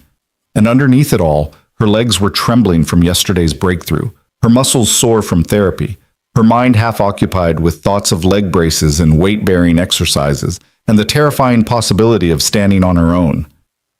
Vivian? Her CFO, Robert Chen, was looking at her with concern. You okay? You seem distracted. I'm fine. Just a lot on my plate. She refocused, pulling herself back into the moment. Let's talk about the Henderson contract. I've reviewed the terms and I have concerns about the liability clauses. The meeting continued, business proceeding with the inexorable momentum of a successful company. But when it ended and the executives filed out, Robert lingered. Seriously, are you okay? You've been different lately. Not bad different, just different, like you're thinking about something else. Vivian considered deflecting, maintaining the professional distance she'd always carefully preserved. But Robert had been with her for 6 years, had seen her through product launches and market crashes and personnel crises. He'd earned some honesty. I'm working on something personal, she said carefully. Physical therapy, trying to see if I can regain some function that everyone assumed was gone permanently. Robert's eyebrows rose. And it's working. Slowly, incrementally, but working. I'm not going to dance at the company holiday party or anything, but I'm achieving things my doctor said were impossible. That's incredible, Vivian, but also, he hesitated. Be careful, okay? I've seen you pour yourself into challenges before. You're relentless when you want something. Just make sure you're not sacrificing your actual life for the possibility of a different one. It was the same concern Lisa had voiced to Ethan, the same warning Dr. Chen had delivered with clinical precision. Everyone wanted to protect her from disappointment, from pushing too hard, from wanting too much. I appreciate the concern, Vivian said evenly, but this is my choice to make, and I'm making it with full awareness of the risks. Robert nodded slowly. Fair enough. Just know that this company needs you, exactly as you are. Whatever you achieve or don't achieve physically, it doesn't change your value here. You know that, right? I do, but that's not why I'm doing this. Why are you doing it? Vivian thought about Ethan's question about the last time someone had asked her to stand, about Jake's simple observation that trying was brave, about the 3 seconds of weight-bearing that had felt like flying. Because I deserve to know what's true, she said finally. Not what's convenient or what's safe or what fits into everyone's expectations. Just what's actually objectively true about what my body can do. And the only way to find that out is to try. Then I hope you find it. Robert stood, gathering his materials. And for what it's worth, watching you chase this with the same intensity you bring to business, it's inspiring. Terrifying, but inspiring. After he left, Vivian sat alone in the conference room and let herself feel the full complexity of what she was attempting. She was trying to hold multiple truths simultaneously, that she was valuable and complete exactly as she was, and that she deserved to explore what else might be possible. That her wheelchair was a tool that gave her freedom, and that she wanted the freedom to sometimes not need it. That acceptance and ambition weren't mutually exclusive, even when everyone treated them like opposing forces. Her phone buzzed with a text from Ethan. Jake wants to know if you're coming to his school's science fair next week. Fair warning, his volcano is more enthusiasm than accuracy. The invitation was casual, the kind of thing friends did for each other. But it represented a shift in their relationship, an acknowledgement that they'd moved beyond patient and helper into something more nuanced. She'd become part of the small constellation of people in Ethan and Jake's life, just as they'd become part of hers. She typed back, I'll be there. Does he need help with the presentation? He needs help not getting overexcited and explaining the entire periodic table when people just want to see the eruption. But that's probably beyond even your skills. Vivian smiled, feeling the warmth of inclusion, of being seen as a person rather than a project. I'll do my best. What time? The science fair was on Wednesday evening, which meant rearranging a dinner meeting and leaving work early. Vivian arrived at the elementary school to find the gymnasium transformed into a chaos of poster boards and experiments, children in their best approximations of formal wear, showing off projects ranging from sophisticated to adorably misguided. She found Jake's booth easily. It was the one with the papier-mâché volcano that was slightly lopsided and painted in colors that didn't exist in nature. Ethan stood beside his son, looking proud and amused in equal measure. Ms. Hale! Jake's face lit up when he saw her. You came! Do you want to see my volcano? It's about how pressure builds up inside the earth and then explodes with lava and gases and sometimes rocks. I absolutely want to see it, Vivian said, rolling closer. For the next 20 minutes, she listened to Jake's enthusiastic, if scientifically questionable explanation of volcanic activity, watched the baking soda and vinegar eruption with appropriate awe, and answered questions about whether she'd ever seen a real volcano. Around them, other parents and students milled through the gym, the air filled with the particular energy of children sharing something they'd worked hard on. And Vivian realized, with a clarity that felt like revelation, that this was part of what she'd been missing. Not standing, not walking, though those mattered too, but this, community, connection. The messy, unpolished reality of being part of other people's lives in ways that had nothing to do with business transactions or medical appointments. She'd spent 10 years building walls that protected her from pity and ensured her independence. But walls that kept people from seeing her as diminished also kept them from seeing her as human, as someone who could be trusted with a 7-year-old's volcano demonstration, as someone worth including in the small, ordinary moments that made up a life. Later, after the fair ended and Jake had been congratulated by his teacher and promised ice cream for his efforts, Ethan walked Vivian to her car. Thanks for coming, he said. It meant a lot to Jake, to both of us. Thank you for inviting me. I didn't realize how much I'd isolated myself until tonight. You didn't isolate yourself. You protected yourself. There's a difference. Maybe, but I think I'm ready to stop protecting quite so hard. Vivian looked up at him, at this man who'd become unexpectedly central to her life. The leg braces arrive on Monday.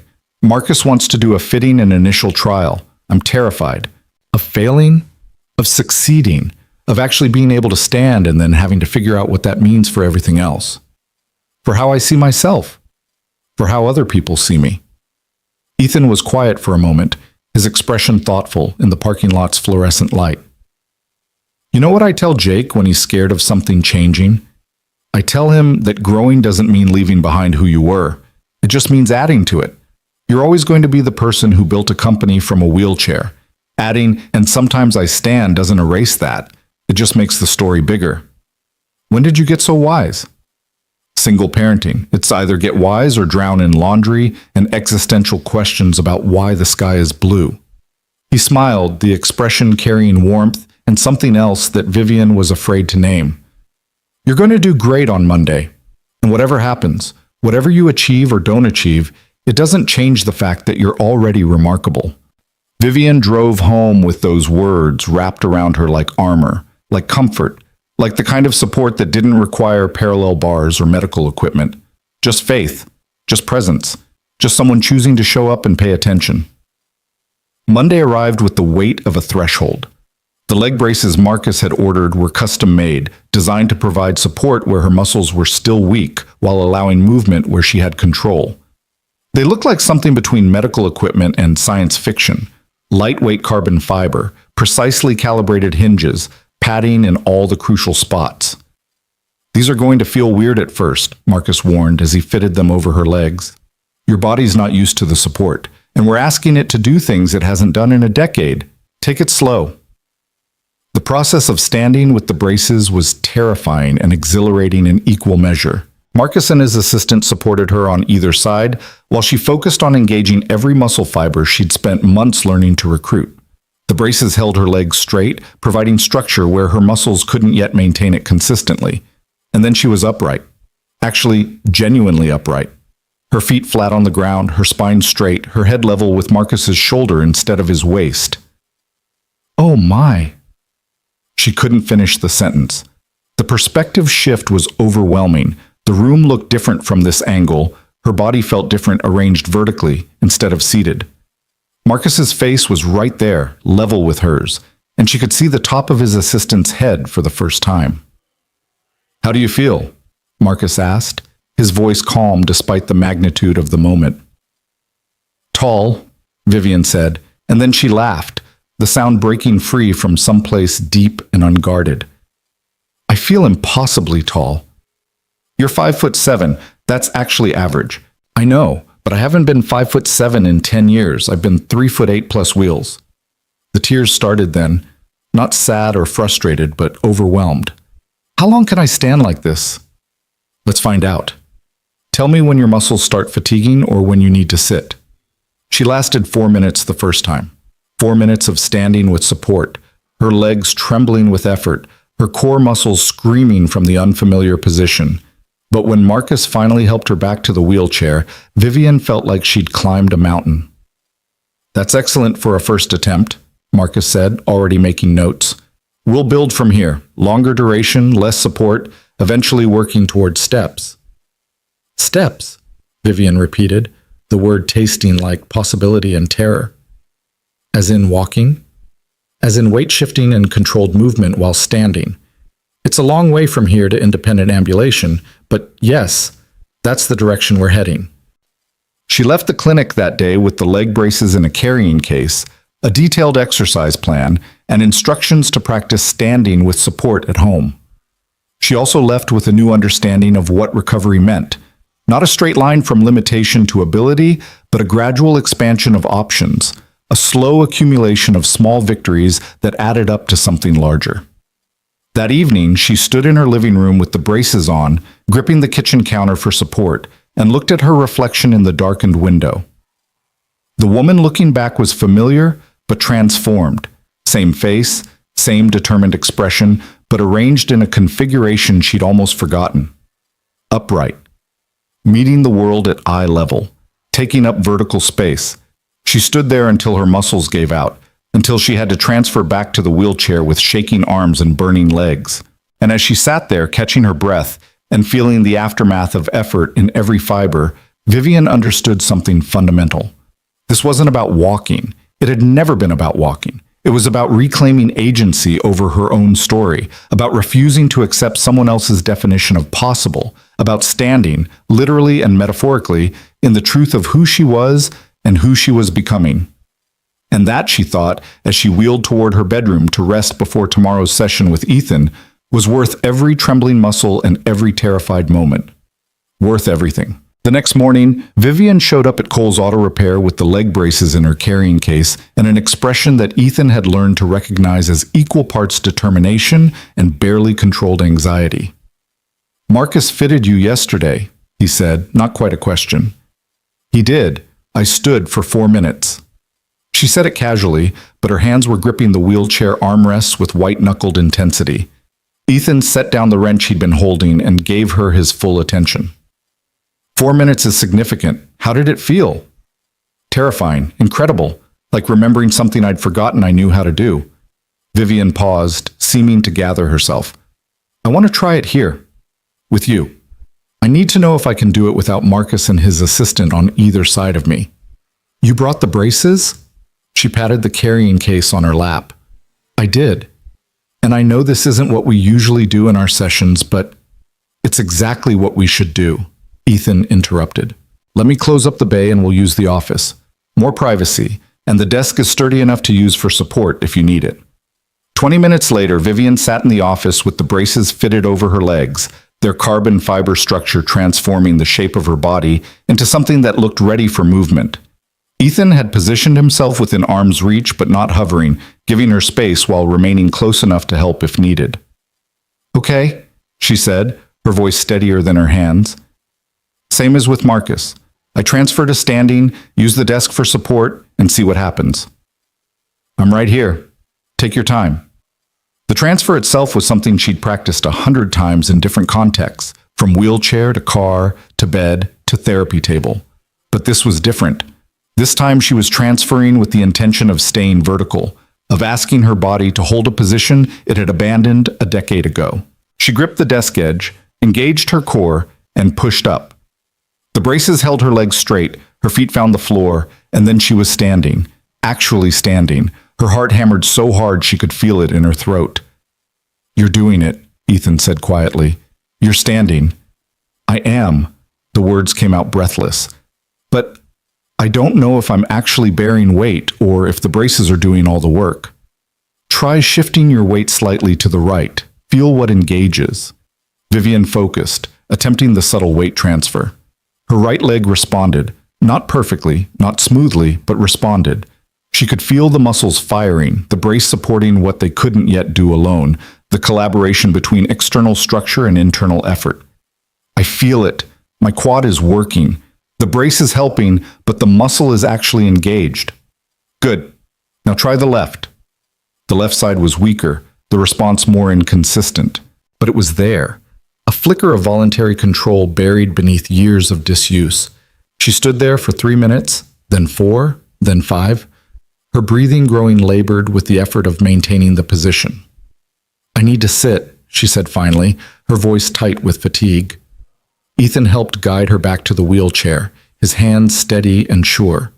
When she was seated again, trembling from exertion, he grabbed a bottle of water from the small refrigerator in the corner and handed it to her. 5 minutes, he said. "That's longer than yesterday." "Barely, and I was holding on to the desk the entire time." "So? You were standing, under your own power, with support, yes, but your muscles were engaged. That's what matters." Ethan pulled up the rolling stool, sitting so they were eye level again. "Vivian, I need you to stop measuring yourself against some imaginary standard of what recovery should look like. You're rewriting the entire narrative of what's possible for your body. That takes time." "Everyone keeps telling me to be patient. Marcus says it. Dr. Chen says it. You say it. But I've been patient for 10 years. I've been accepting and adaptive and all the things you're supposed to be. And now that I finally have permission to try for something more, everyone wants me to slow down."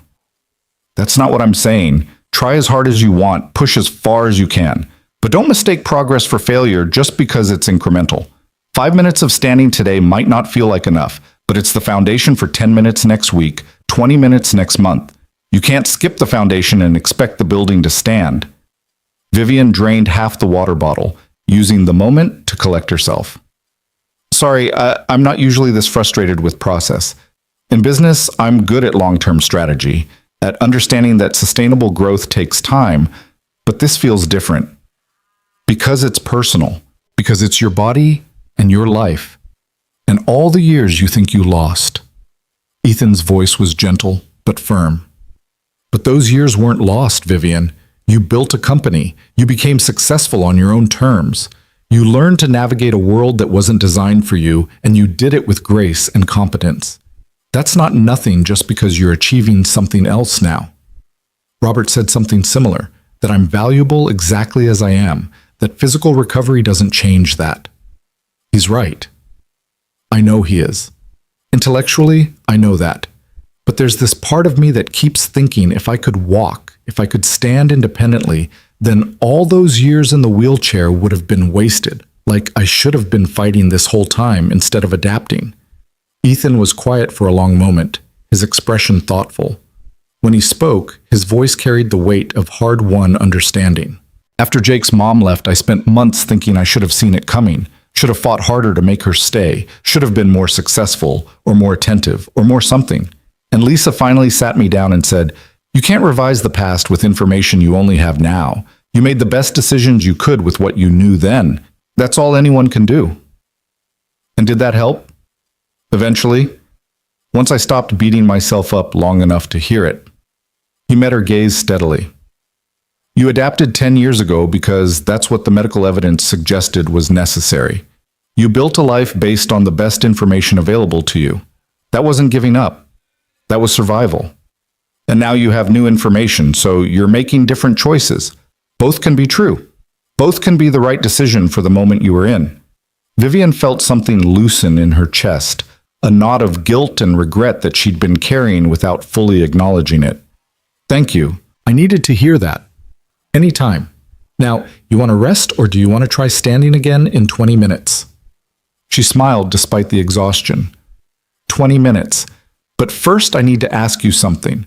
How's Jake handling all of this? Me being around so much, taking up your time and attention? He likes you, asks about you between sessions, wants to know if you're getting better. Ethan's expression softened.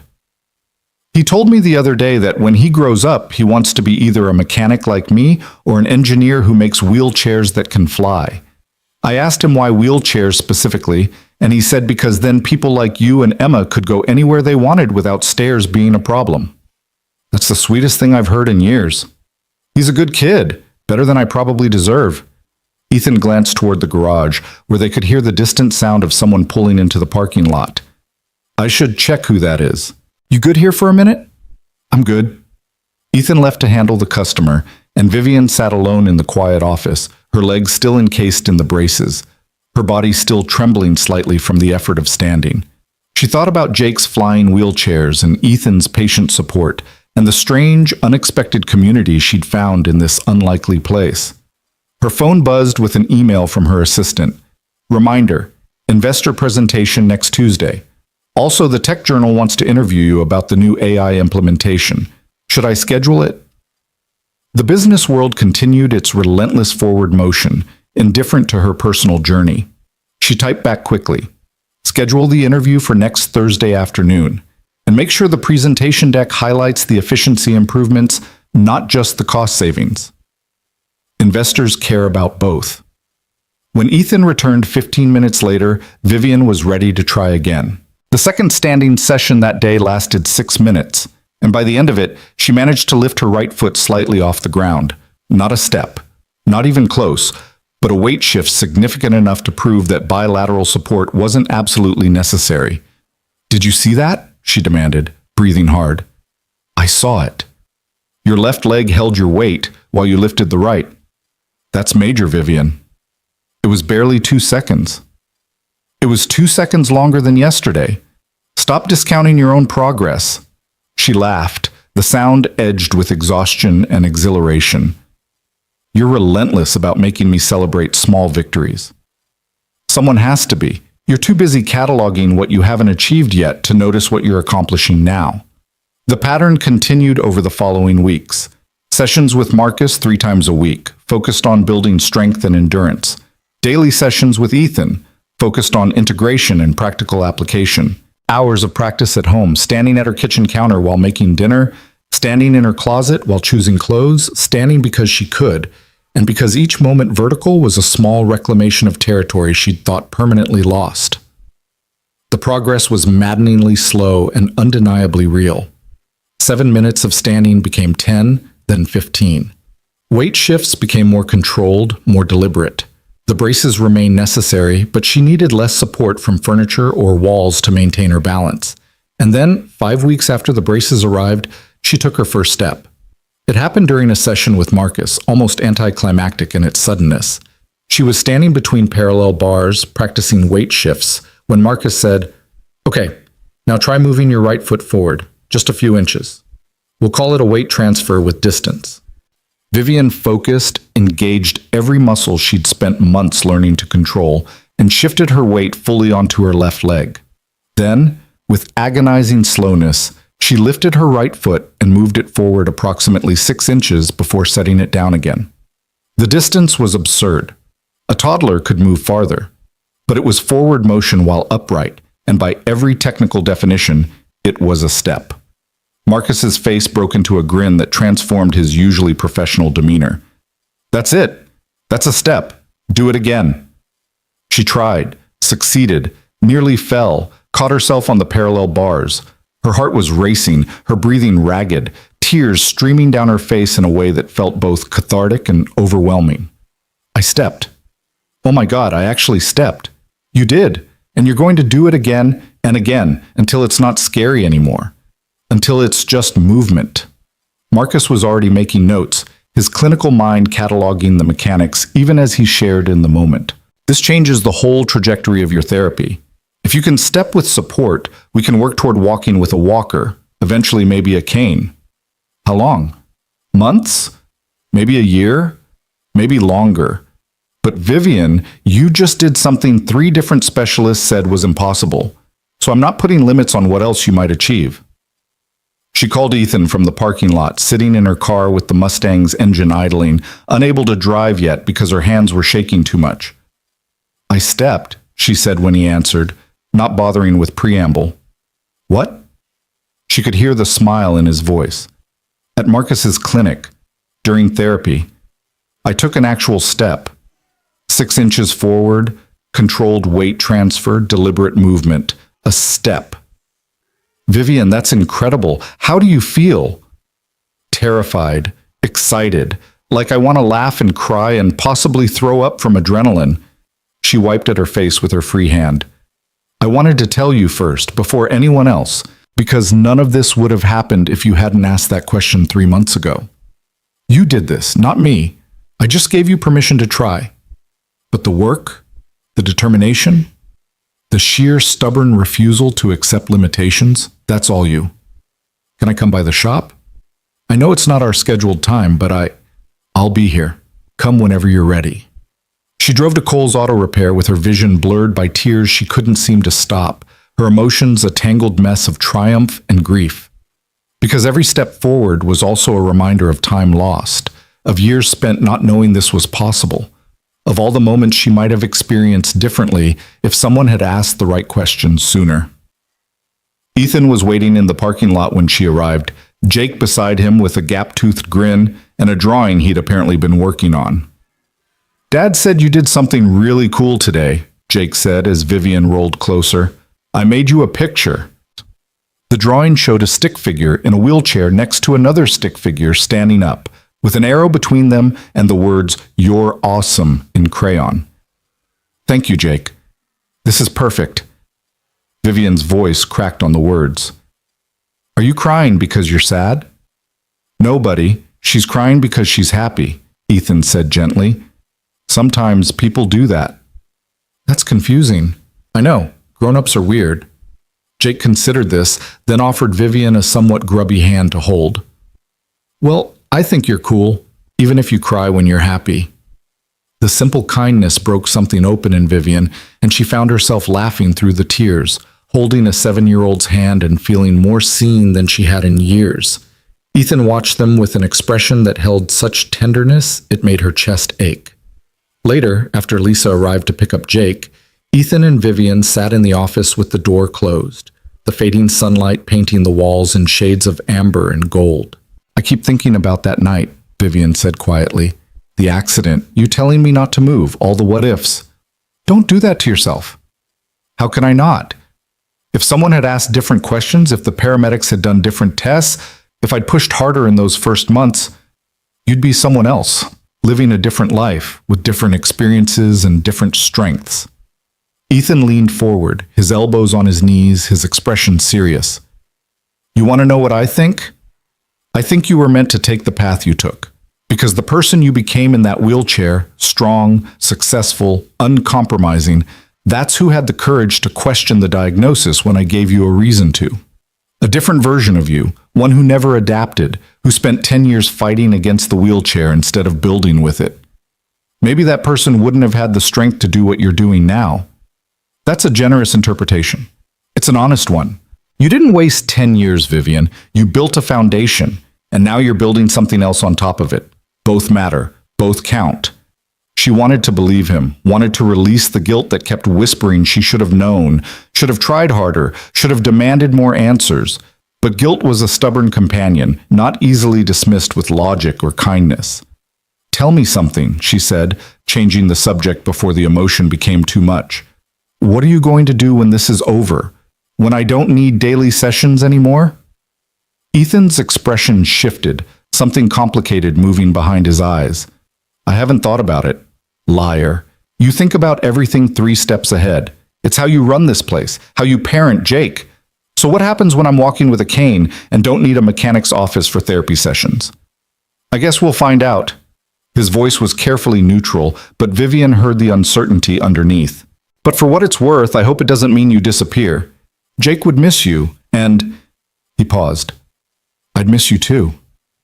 The admission hung in the air between them, weighted with implications neither seemed ready to fully explore. They'd been so focused on the work, on the therapy, on the incremental progress toward standing and stepping that they'd avoided examining what else was building in the spaces between sessions. I'd miss you too, Vivian said finally. Both of you, this place... She gestured at the shabby office with its cluttered desk and oil-stained floor. It's become important to me. Not just the therapy, the rest of it, the community, the friendship. I don't want to lose that just because the original reason for coming here changes. Then we'll figure it out, make sure it doesn't change. Ethan smiled, the expression carrying warmth and something that looked like relief. Maybe you'll discover a sudden need for frequent Mustang maintenance. The modifications have been working perfectly since you told me my problem wasn't the car. Then we'll find another reason. I'm creative when I need to be. They sat in comfortable silence for a while, the kind that only existed between people who'd spent significant time together, who'd shared vulnerable moments and difficult truths. Outside, the sounds of the city continued. Traffic, distant sirens, the ordinary soundtrack of life proceeding. Vivian's phone buzzed with a text from Marcus. Great session today. I've scheduled you with the orthopedic specialist next week to evaluate for advanced bracing options. If we can reduce the support needed, we might be able to work toward independent standing.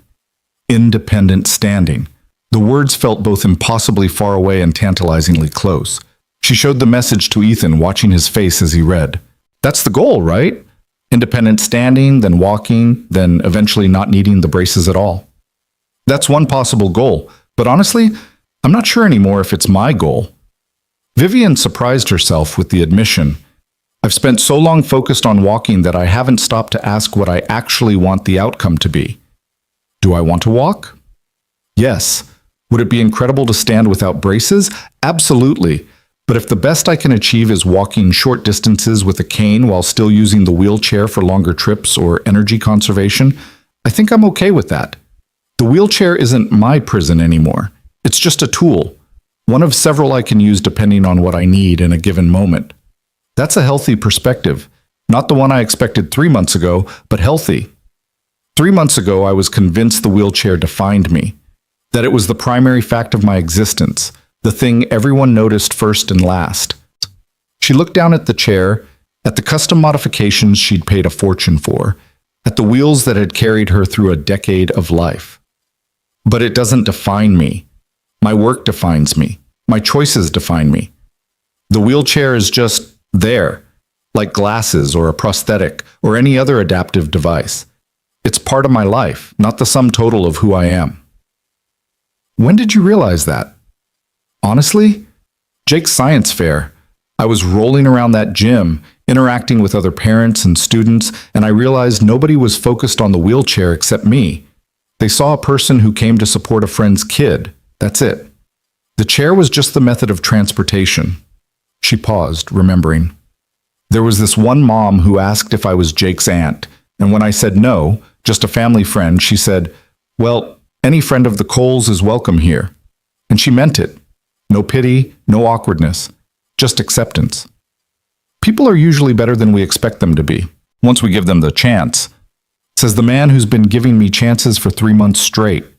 That's different. You didn't need chances, you just needed someone to stop assuming they knew your limits better than you did. Vivian's phone buzzed again, this time with a call from Robert. She answered on speaker after getting Ethan's nod of permission. "Vivian, sorry to bother you after hours, but the Henderson deal just got complicated. They're requesting additional liability coverage that wasn't in the original terms, and they want an answer by tomorrow morning." She closed her eyes briefly, her brain switching gears from personal to professional with practiced ease. What kind of coverage are they asking for? Extended warranty on the AI implementation, full system replacement if there are any failures in the first 2 years, and ongoing support that basically amounts to us staffing a dedicated team for their needs. That's not a deal anymore. That's a service contract with purchase terms. Tell them we'll do the extended warranty and reasonable support, but not a dedicated team. If they want that level of service, it comes with a different price point. I'll send you the numbers in an hour. You're the best. Sorry for interrupting your evening. It's fine. This is what I do. She ended the call and found Ethan watching her with undisguised admiration. That was impressive. You didn't even hesitate. Business negotiations I can do in my sleep. It's the personal stuff that trips me up. She started pulling up spreadsheets on her phone, her mind already calculating profit margins and support costs. I should probably head home. I've got work to do before tomorrow, and you've got Jake's bedtime routine. Vivian. Ethan waited until she looked up. The step you took today? That's going to change everything. You know that, right? I know it's progress. I'm trying not to make it mean more than that. I'm not talking about just the physical progress. I'm talking about what it proves, that you were right to question, right to try, right to push back against everyone who told you to accept limitations. That matters beyond just the walking. You think I'll take that lesson into other parts of my life? I think you already are.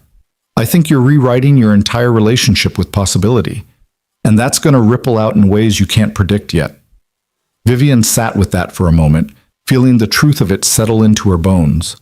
She'd spent 10 years being careful, being realistic, being the person who adapted to circumstances rather than demanding circumstances adapt to her. And in 3 months, Ethan had helped her remember that she could be both, someone who adapted gracefully and someone who challenged boundaries relentlessly. Thank you, she said quietly, for seeing that, for seeing me. Always. She left the garage that evening with the leg braces in their carrying case, the drawing from Jake carefully rolled in her bag, and a text from Marcus confirming her appointment with the orthopedic specialist. She drove home through familiar streets that somehow looked different now, viewed from a perspective that had shifted in ways that had nothing to do with physical height. At home, she spent 2 hours working on the Henderson contract analysis, her mind moving through financial projections with the same focused intensity she brought to physical therapy. When she finally sent the numbers to Robert, she felt the satisfaction of a problem solved, a challenge met with competence and precision. Then she put on the leg braces and practiced standing at her kitchen counter while making a late dinner. 15 minutes of standing while she chopped vegetables and boiled pasta, her legs trembling with effort but holding steady. It wasn't graceful, wasn't easy, but it was possible, and possible was rapidly becoming her favorite word. Her phone rang just as she was transferring back to the wheelchair, her muscles exhausted but satisfied. Dr. Chen's name appeared on the screen. Dr. Chen, hi, what can I do for you? Vivian, I heard from Marcus about your progress. A step, that's remarkable. It is. I'm still processing it, honestly. I want to apologize. The words came out stiff, as if Dr. Chen was unaccustomed to saying them. When you first came to me with the mechanic's observations, I approached it with too much skepticism. I should have been more open to the possibility that the original diagnosis might have been incomplete. I let statistical probability override clinical curiosity, and I'm sorry for that. Vivian felt a complicated mix of emotions. Vindication, yes, but also understanding. You were being a responsible physician, managing my expectations based on what the medical literature suggested was likely. I don't fault you for that. Perhaps, but I should have remembered that statistical likelihood doesn't account for individual variation. Every patient is a sample size of one. Dr. Chen paused. I'd like to stay involved in your care, if you're willing. Coordinate with Marcus, monitor your progress, make sure we're not missing anything important. I'd appreciate that. And Dr. Chen, thank you for calling. It means a lot that you're willing to revisit your assumptions. It's what good medicine requires, even when it's uncomfortable. Another pause. Vivian, where do you think your ceiling is, realistically? I don't know, and I've decided I'm okay with not knowing. I'm going to keep working, keep trying, and see what my body tells me is possible. The ceiling will reveal itself when I hit it, not before. That's a good attitude. Better than mine has been, certainly. Dr. Chen's voice softened. I'm proud of you. For pushing back, for advocating for yourself, for proving that sometimes the improbable is just the undiscovered possible. After the call ended, Vivian sat at her kitchen table with her now cold pasta and felt something she hadn't felt in 10 years. Complete acceptance of exactly where she was and excitement for where she might go. Not one or the other. Both. Simultaneously. Her wheelchair sat beside her, reliable and familiar. The leg braces leaned against the wall, promising and challenging. And she belonged to both realities, needed both truths, was defined by neither and empowered by each. She thought about Ethan's question from months ago. When was the last time someone asked her to stand? And she realized the more important question was when was the last time she'd given herself permission to try, to fail, to succeed, to exist in the messy middle ground between limitation and capability. The answer was now. The answer was every day. The answer was every moment she chose possibility over resignation, curiosity over certainty, growth over safety. And that, she thought as she finally ate her dinner and reviewed the day's accomplishments, one step forward, one business deal negotiated, one relationship deepened, that was more than enough. The orthopedic specialist turned out to be a woman in her 60s named Dr. Patricia Okonkwo, with silver hair pulled back in intricate braids and hands that moved with the confidence of someone who'd spent decades solving complex mechanical problems involving human bodies. Marcus sent me your files, she said, examining the braces Vivian wore with the critical eye of an engineer assessing someone else's work. Good craftsmanship, appropriate support distribution, but we can do better. These were designed for stability, which made sense when standing was theoretical. Now that you're stepping, we need to optimize for movement. What does that mean practically? Vivian asked. Lighter materials, more flexible joints, reduced support in areas where your muscle recruitment has improved. We'll essentially be designing braces that challenge you rather than protect you. Dr. Okonkwo looked up from her examination. The goal is to make your muscles work harder, not give them an easy ride. You comfortable with that? Extremely. The new braces took 3 weeks to fabricate, during which Vivian continued therapy with Marcus and daily sessions with Ethan. The stepping had become more consistent, more controlled. She could move forward in the parallel bars for 6 consecutive steps before needing to rest, could shift her weight with increasing precision, could feel the muscles engaging with less conscious effort. But she also hit her first real setback. It happened during a Wednesday session with Marcus, when she was attempting to increase her step length. She shifted her weight, moved her right foot forward with what she thought was good control, and felt her left knee buckle unexpectedly. Marcus caught her before she fell, but the moment of instability shook something loose in her confidence. I had it, she said, breathing hard from adrenaline rather than exertion. I thought I had it, and then it just gave out. Your quad's fatigued. It happens. That's why we practice in a controlled environment. Marcus was already helping her back to standing position. You want to stop for today? No, I want to try again. Vivian, there's a difference between persistence and stubbornness. Your muscles just told you they're done. Listen to them. One more try. Just one. Marcus studied her for a long moment, then shook his head. No, we're done for today. And I'm going to tell you something I should have said weeks ago. Your determination is your greatest asset and your biggest liability. You push so hard that you don't recognize when your body needs rest. That's going to lead to injury if you're not careful. The criticism stung precisely because it was accurate. Vivian had been treating recovery like a business problem. If she just worked harder, invested more time, refused to accept limitations, she'd achieve the desired outcome. But bodies weren't businesses. They had physical limits that no amount of determination could override. You're right, she admitted quietly. I've been pushing too hard. Not too hard, just too relentlessly. There's a difference between dedicated work and grinding yourself into dust. Marcus's expression softened. Take tomorrow off, rest, let your muscles recover. Come back Friday ready to work smart instead of just hard. She left the clinic frustrated and drove to Cole's Auto Repair, even though she didn't have a session scheduled.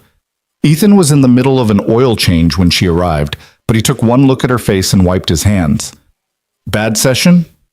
Humbling session. My knee gave out mid-step and Marcus basically told me I'm pushing too hard and need to rest. She wheeled into the office, Ethan following. I know he's right. Intellectually, I know that. But all I can think is that I'm wasting time. That every day I'm not working is a day I'm not making progress. You know that's not how recovery works. I know, but knowing something intellectually and feeling it emotionally are apparently two different things. Vivian rubbed her face with both hands. I'm tired, Ethan, not just physically, mentally. I'm tired of measuring every movement, analyzing every sensation, cataloging every small victory and setback. I'm tired of my life revolving around whether my quadriceps fired consistently this morning.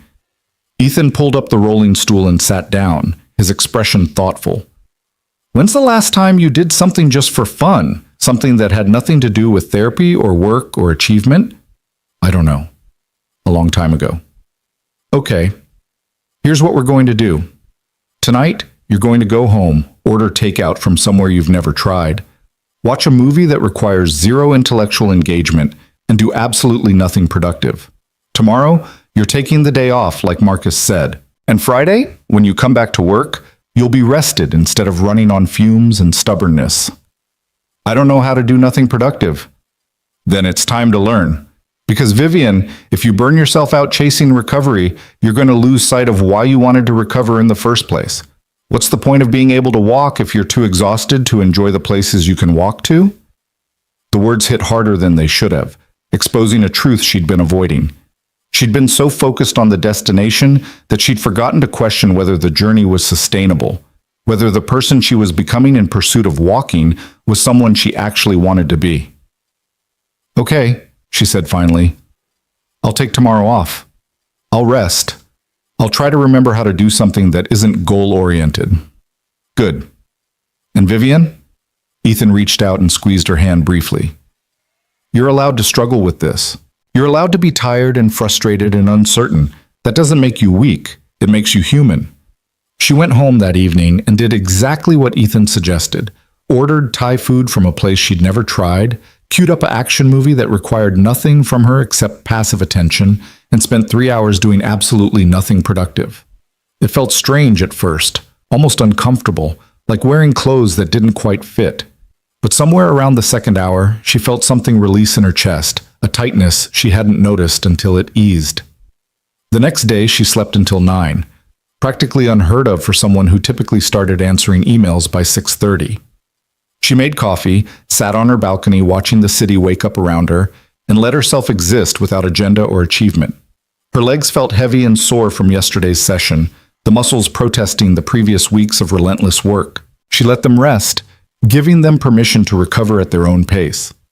Around noon, Jake called her. Not Ethan, but Jake himself, his young voice bright with importance. Ms. Hale? It's Jake. Dad gave me his phone because I wanted to ask you something. Hi, Jake. What's up? We're going to the park this afternoon because it's nice out, and Dad says I need to run around like a normal kid instead of playing video games all day. Do you want to come? We're bringing a picnic and there's swings and stuff. Dad said I should ask if you wanted to join us.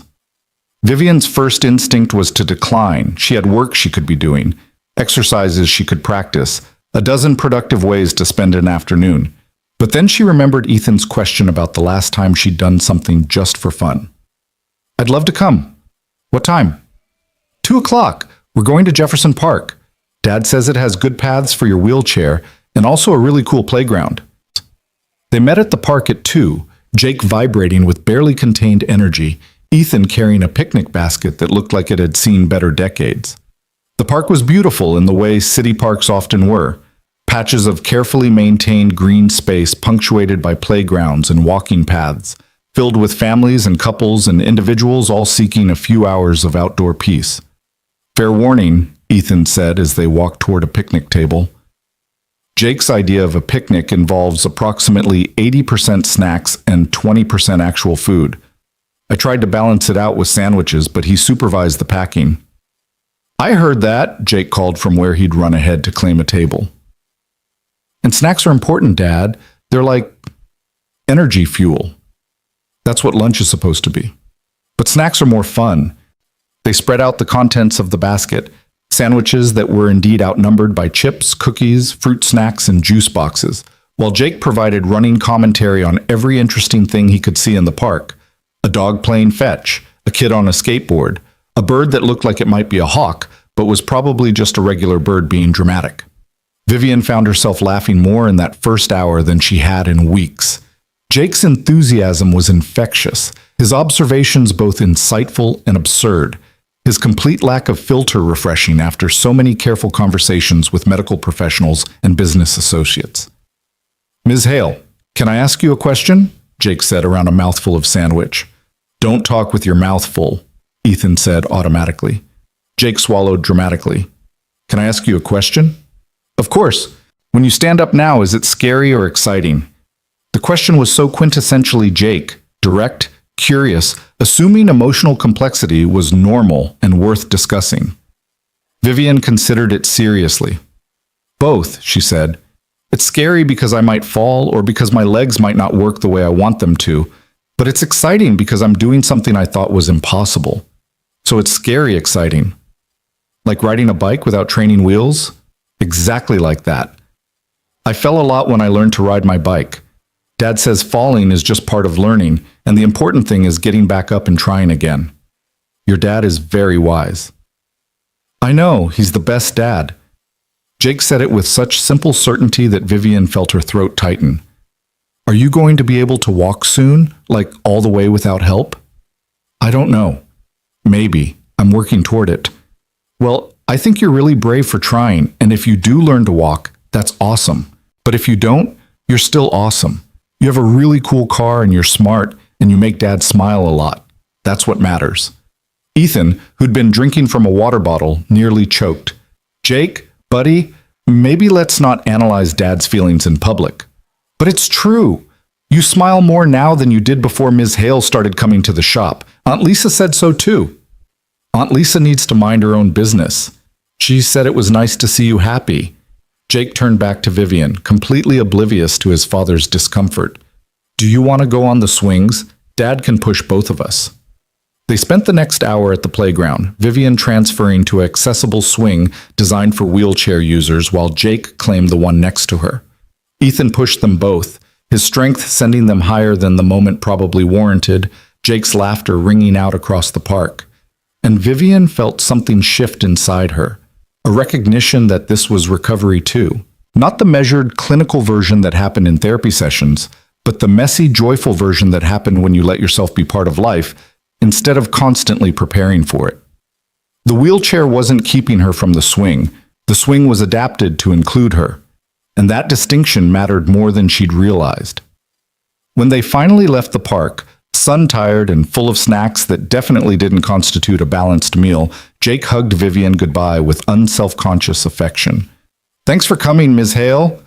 This was really fun. Thank you for inviting me. I had a great time. You should come to more stuff with us. Dad makes really good pancakes on Sundays. You could come for breakfast sometime.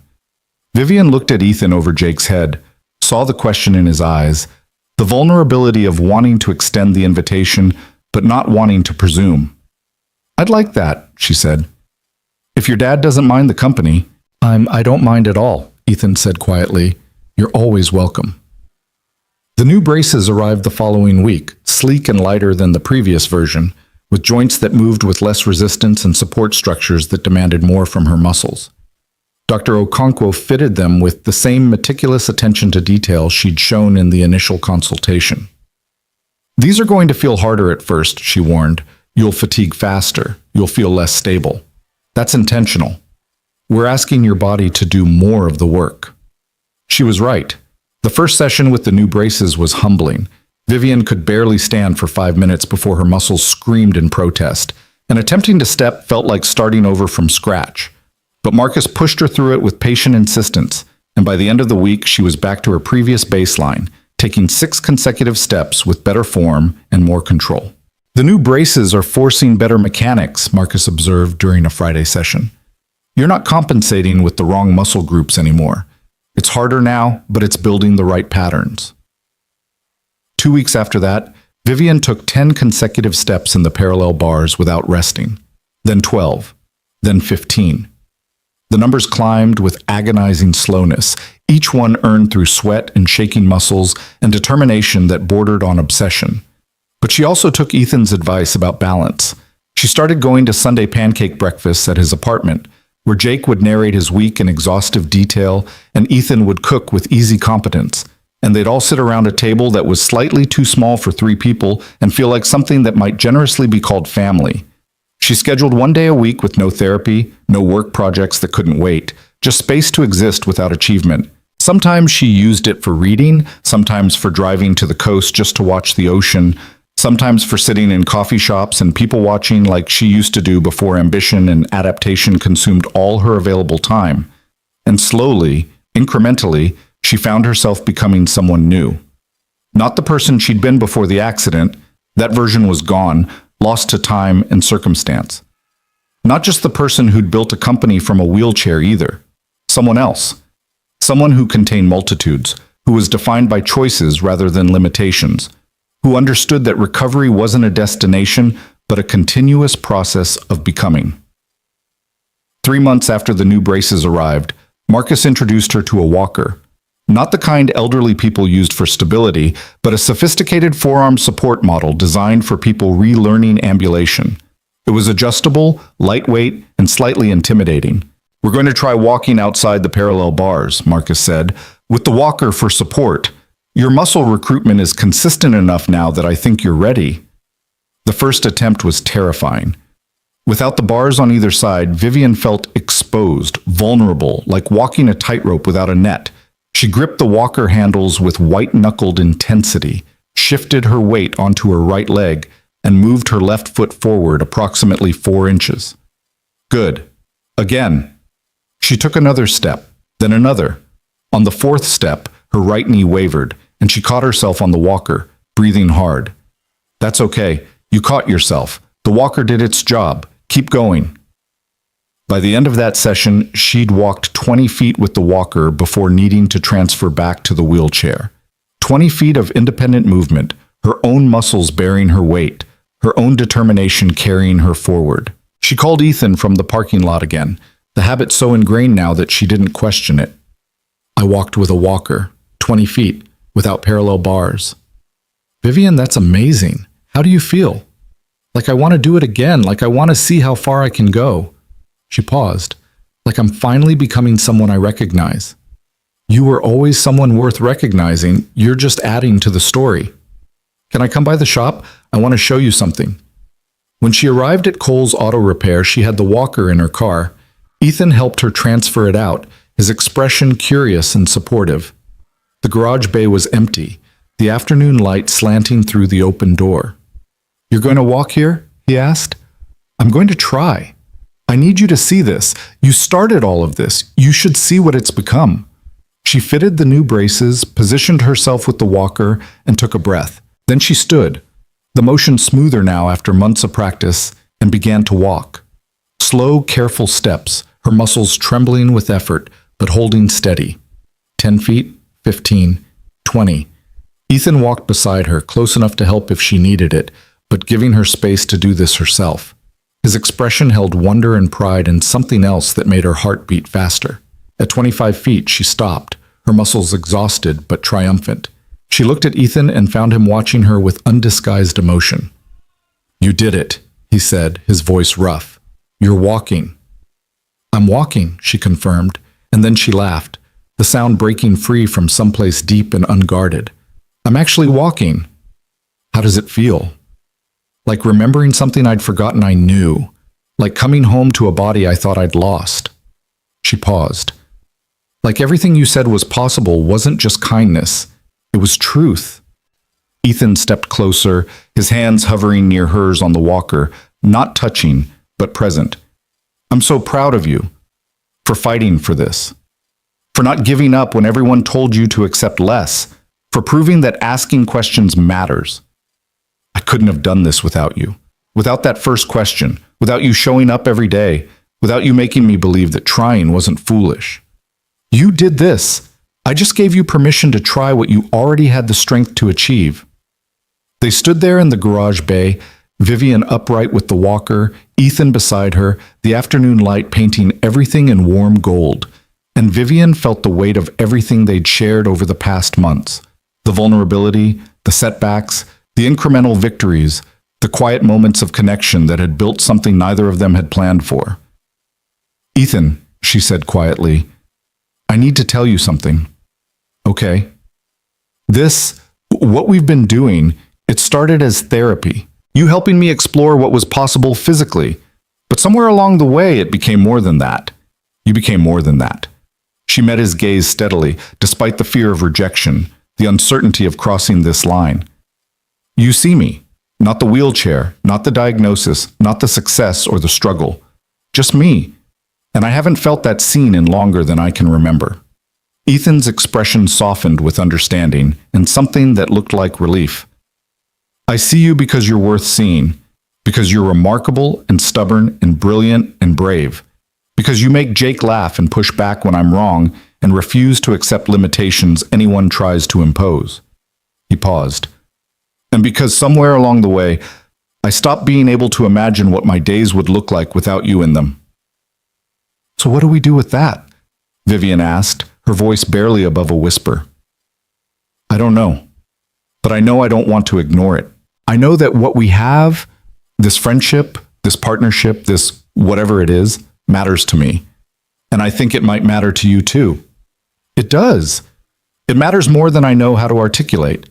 Ethan reached out slowly, giving her time to pull back if she wanted, and covered her hand with his on the walker handle. The touch was warm, grounding, full of promise and possibility. "Then we figure it out," he said. "Same way we figured out everything else. We try, we adjust, we don't give up when it's complicated. Sound good?" "Sounds perfect." They stayed like that for a long moment, connected by touch and understanding and the shared knowledge that they'd built something worth protecting. Then Vivian's muscles started trembling with fatigue, and Ethan helped guide her back to the wheelchair with gentle hands and careful attention. "You should rest," he said. "That was a lot of work." "It was, but it was worth it." She looked up at him, feeling bold and vulnerable at once. "Same time tomorrow?" "Same time tomorrow, and every day after that for as long as you want." "I want a long time." "Then that's what we'll do." The following weeks brought continued progress, both in therapy and in the relationship that was cautiously, carefully building between them. Vivian worked up to walking 50 feet with the walker, then 75, then 100. Marcus started talking about transitioning to a cane for short distances, about reducing brace support even further, about the possibility of independent standing without external structure. But Vivian also learned to listen to her body's limits, to rest when she needed rest, to accept that some days would show progress, and others would be about maintenance. She learned that recovery wasn't linear, that setbacks didn't erase achievements, that the wheelchair was still necessary and valuable even as she expanded her mobility options. And she learned what it felt like to be part of something bigger than herself. Jake started calling her Aunt Vivian without prompting, the title bestowed with 7-year-old authority that brooked no argument. Lisa welcomed her into the family with the same matter-of-fact acceptance she showed everyone Ethan cared about. Even Robert at work noticed the change, commenting that she seemed lighter somehow, more present. 6 months after that first step in Marcus's clinic, Vivian stood in her office, actually stood, with a cane for balance but no braces, no walker, just her own muscles and determination, and looked out the window at the city spread below. Her phone rang. Ethan's name on the screen. "Hey," she answered. "Hey yourself. How's the standing going?" "I've been upright for 10 minutes. No braces, just the cane. My legs are shaking, but they're holding." "That's incredible, Vivian. Are you going to walk?" "In a minute. I'm just taking it in. The view looks different from up here. Everything looks different." "Good different?" "The best different." She paused, then made a decision that felt both terrifying and absolutely right. "Ethan, I'm going to walk to the door. Without the wheelchair. Just me and the cane. And then I'm going to get in my car and drive to your shop. And when I get there, I'm going to walk inside. Because I think it's time we stopped pretending this is just about physical therapy." She could hear the smile in his voice. "I'll be waiting, for as long as it takes." Vivian ended the call, gripped her cane, and took the first step toward the door. Then another. Then another. Each one was slow, deliberate, hard-won. Each one was possible. The Mustang was parked in her reserved spot when she finally made it outside. The drive down having required the wheelchair, but feeling like less of a defeat now that she understood it as a tool rather than a limitation. She drove to Kohl's Auto Repair with the windows down, the spring air carrying the scent of possibility and new beginnings.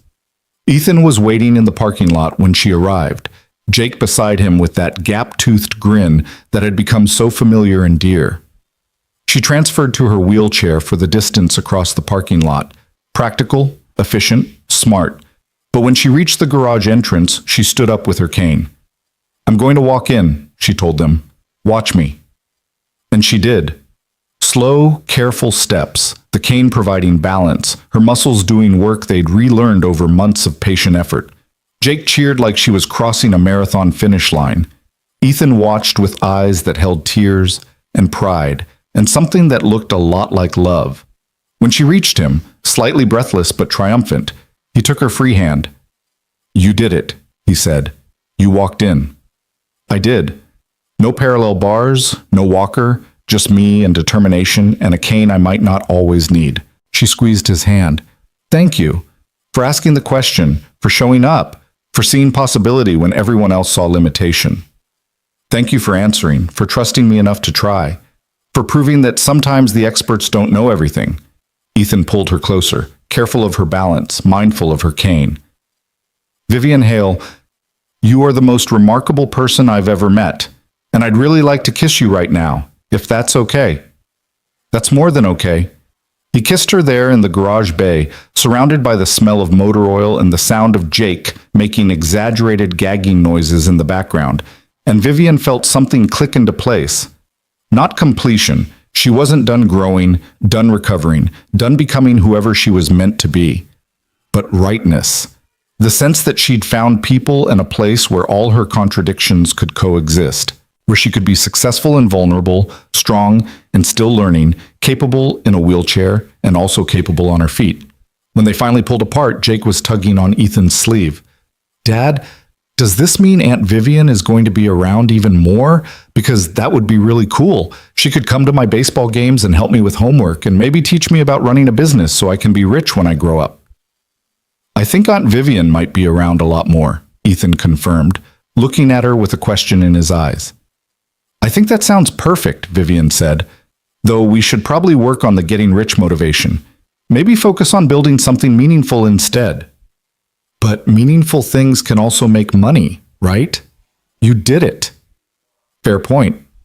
"Okay, we'll work on meaningful and financially successful." They spent the rest of the afternoon together, Vivian alternating between the wheelchair and walking with the cane as her energy allowed, Jake providing running commentary on everything from baseball to the injustice of having to eat vegetables. Ethan watching both of them with an expression that suggested he couldn't quite believe this was his life now.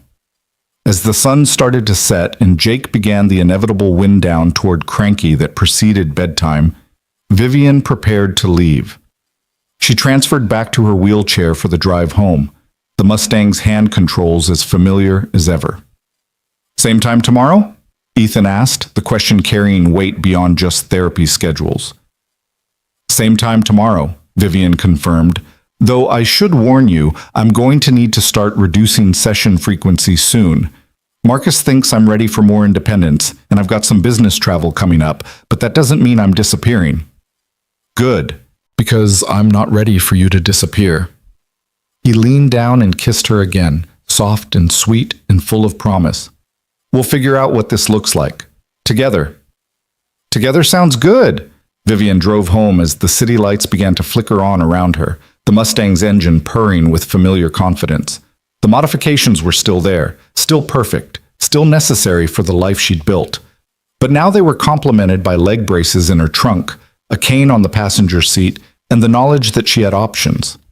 At home, she practiced standing without braces, gripping the kitchen counter for balance, feeling her muscles engage and hold. 10 minutes. 15. When she finally transferred back to the wheelchair, her legs were trembling but satisfied. She made dinner standing up, not the whole time, but enough to feel the difference, to remember what it was like to cook at counter height without modifications. Then she sat at her table, the wheelchair pulled up comfortably, and reviewed the day's emails while eating pasta she'd made herself. Her phone buzzed with a text from Dr. Chen.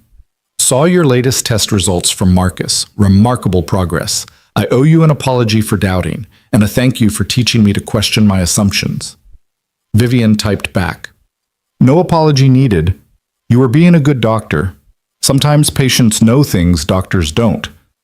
We make a good team when we listen to each other. Another text, this one from Marcus. Next week we're going to try stairs. Think you're ready? I'm ready, she responded, and meant it. A third text from Ethan. Jake wanted me to tell you he thinks you're awesome, and he can't wait for Sunday pancakes. Also, I think you're awesome. Also, I'm really glad you walked into my shop that day. She smiled, her heart full of warmth and possibility, and typed, I'm glad too. More than I know how to say. See you tomorrow. The last text was from Robert. The Henderson deal closed. Profit margins exactly where you projected. You're terrifying when you're right, which is always. Also, whatever you've been doing lately, keep doing it. You seem happy. I am happy, she wrote back. For the first time in a long time, I'm exactly where I need to be.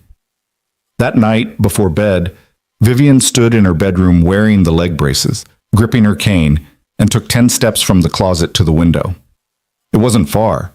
It wasn't impressive by most standards, but it was hers, earned through months of work, supported by people who'd refused to accept limitations, built on a foundation of stubborn hope and relentless determination.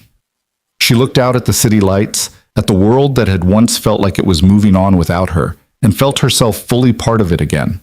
Not because she could walk, though that mattered, but because she'd learned to question, to push back, to demand answers instead of accepting dismissals. Because she'd found people who saw her as whole regardless of how she moved through space. Because she'd given herself permission to try, to fail, to try again, to succeed in ways she'd been told were impossible. The wheelchair sat beside her bed, reliable and necessary.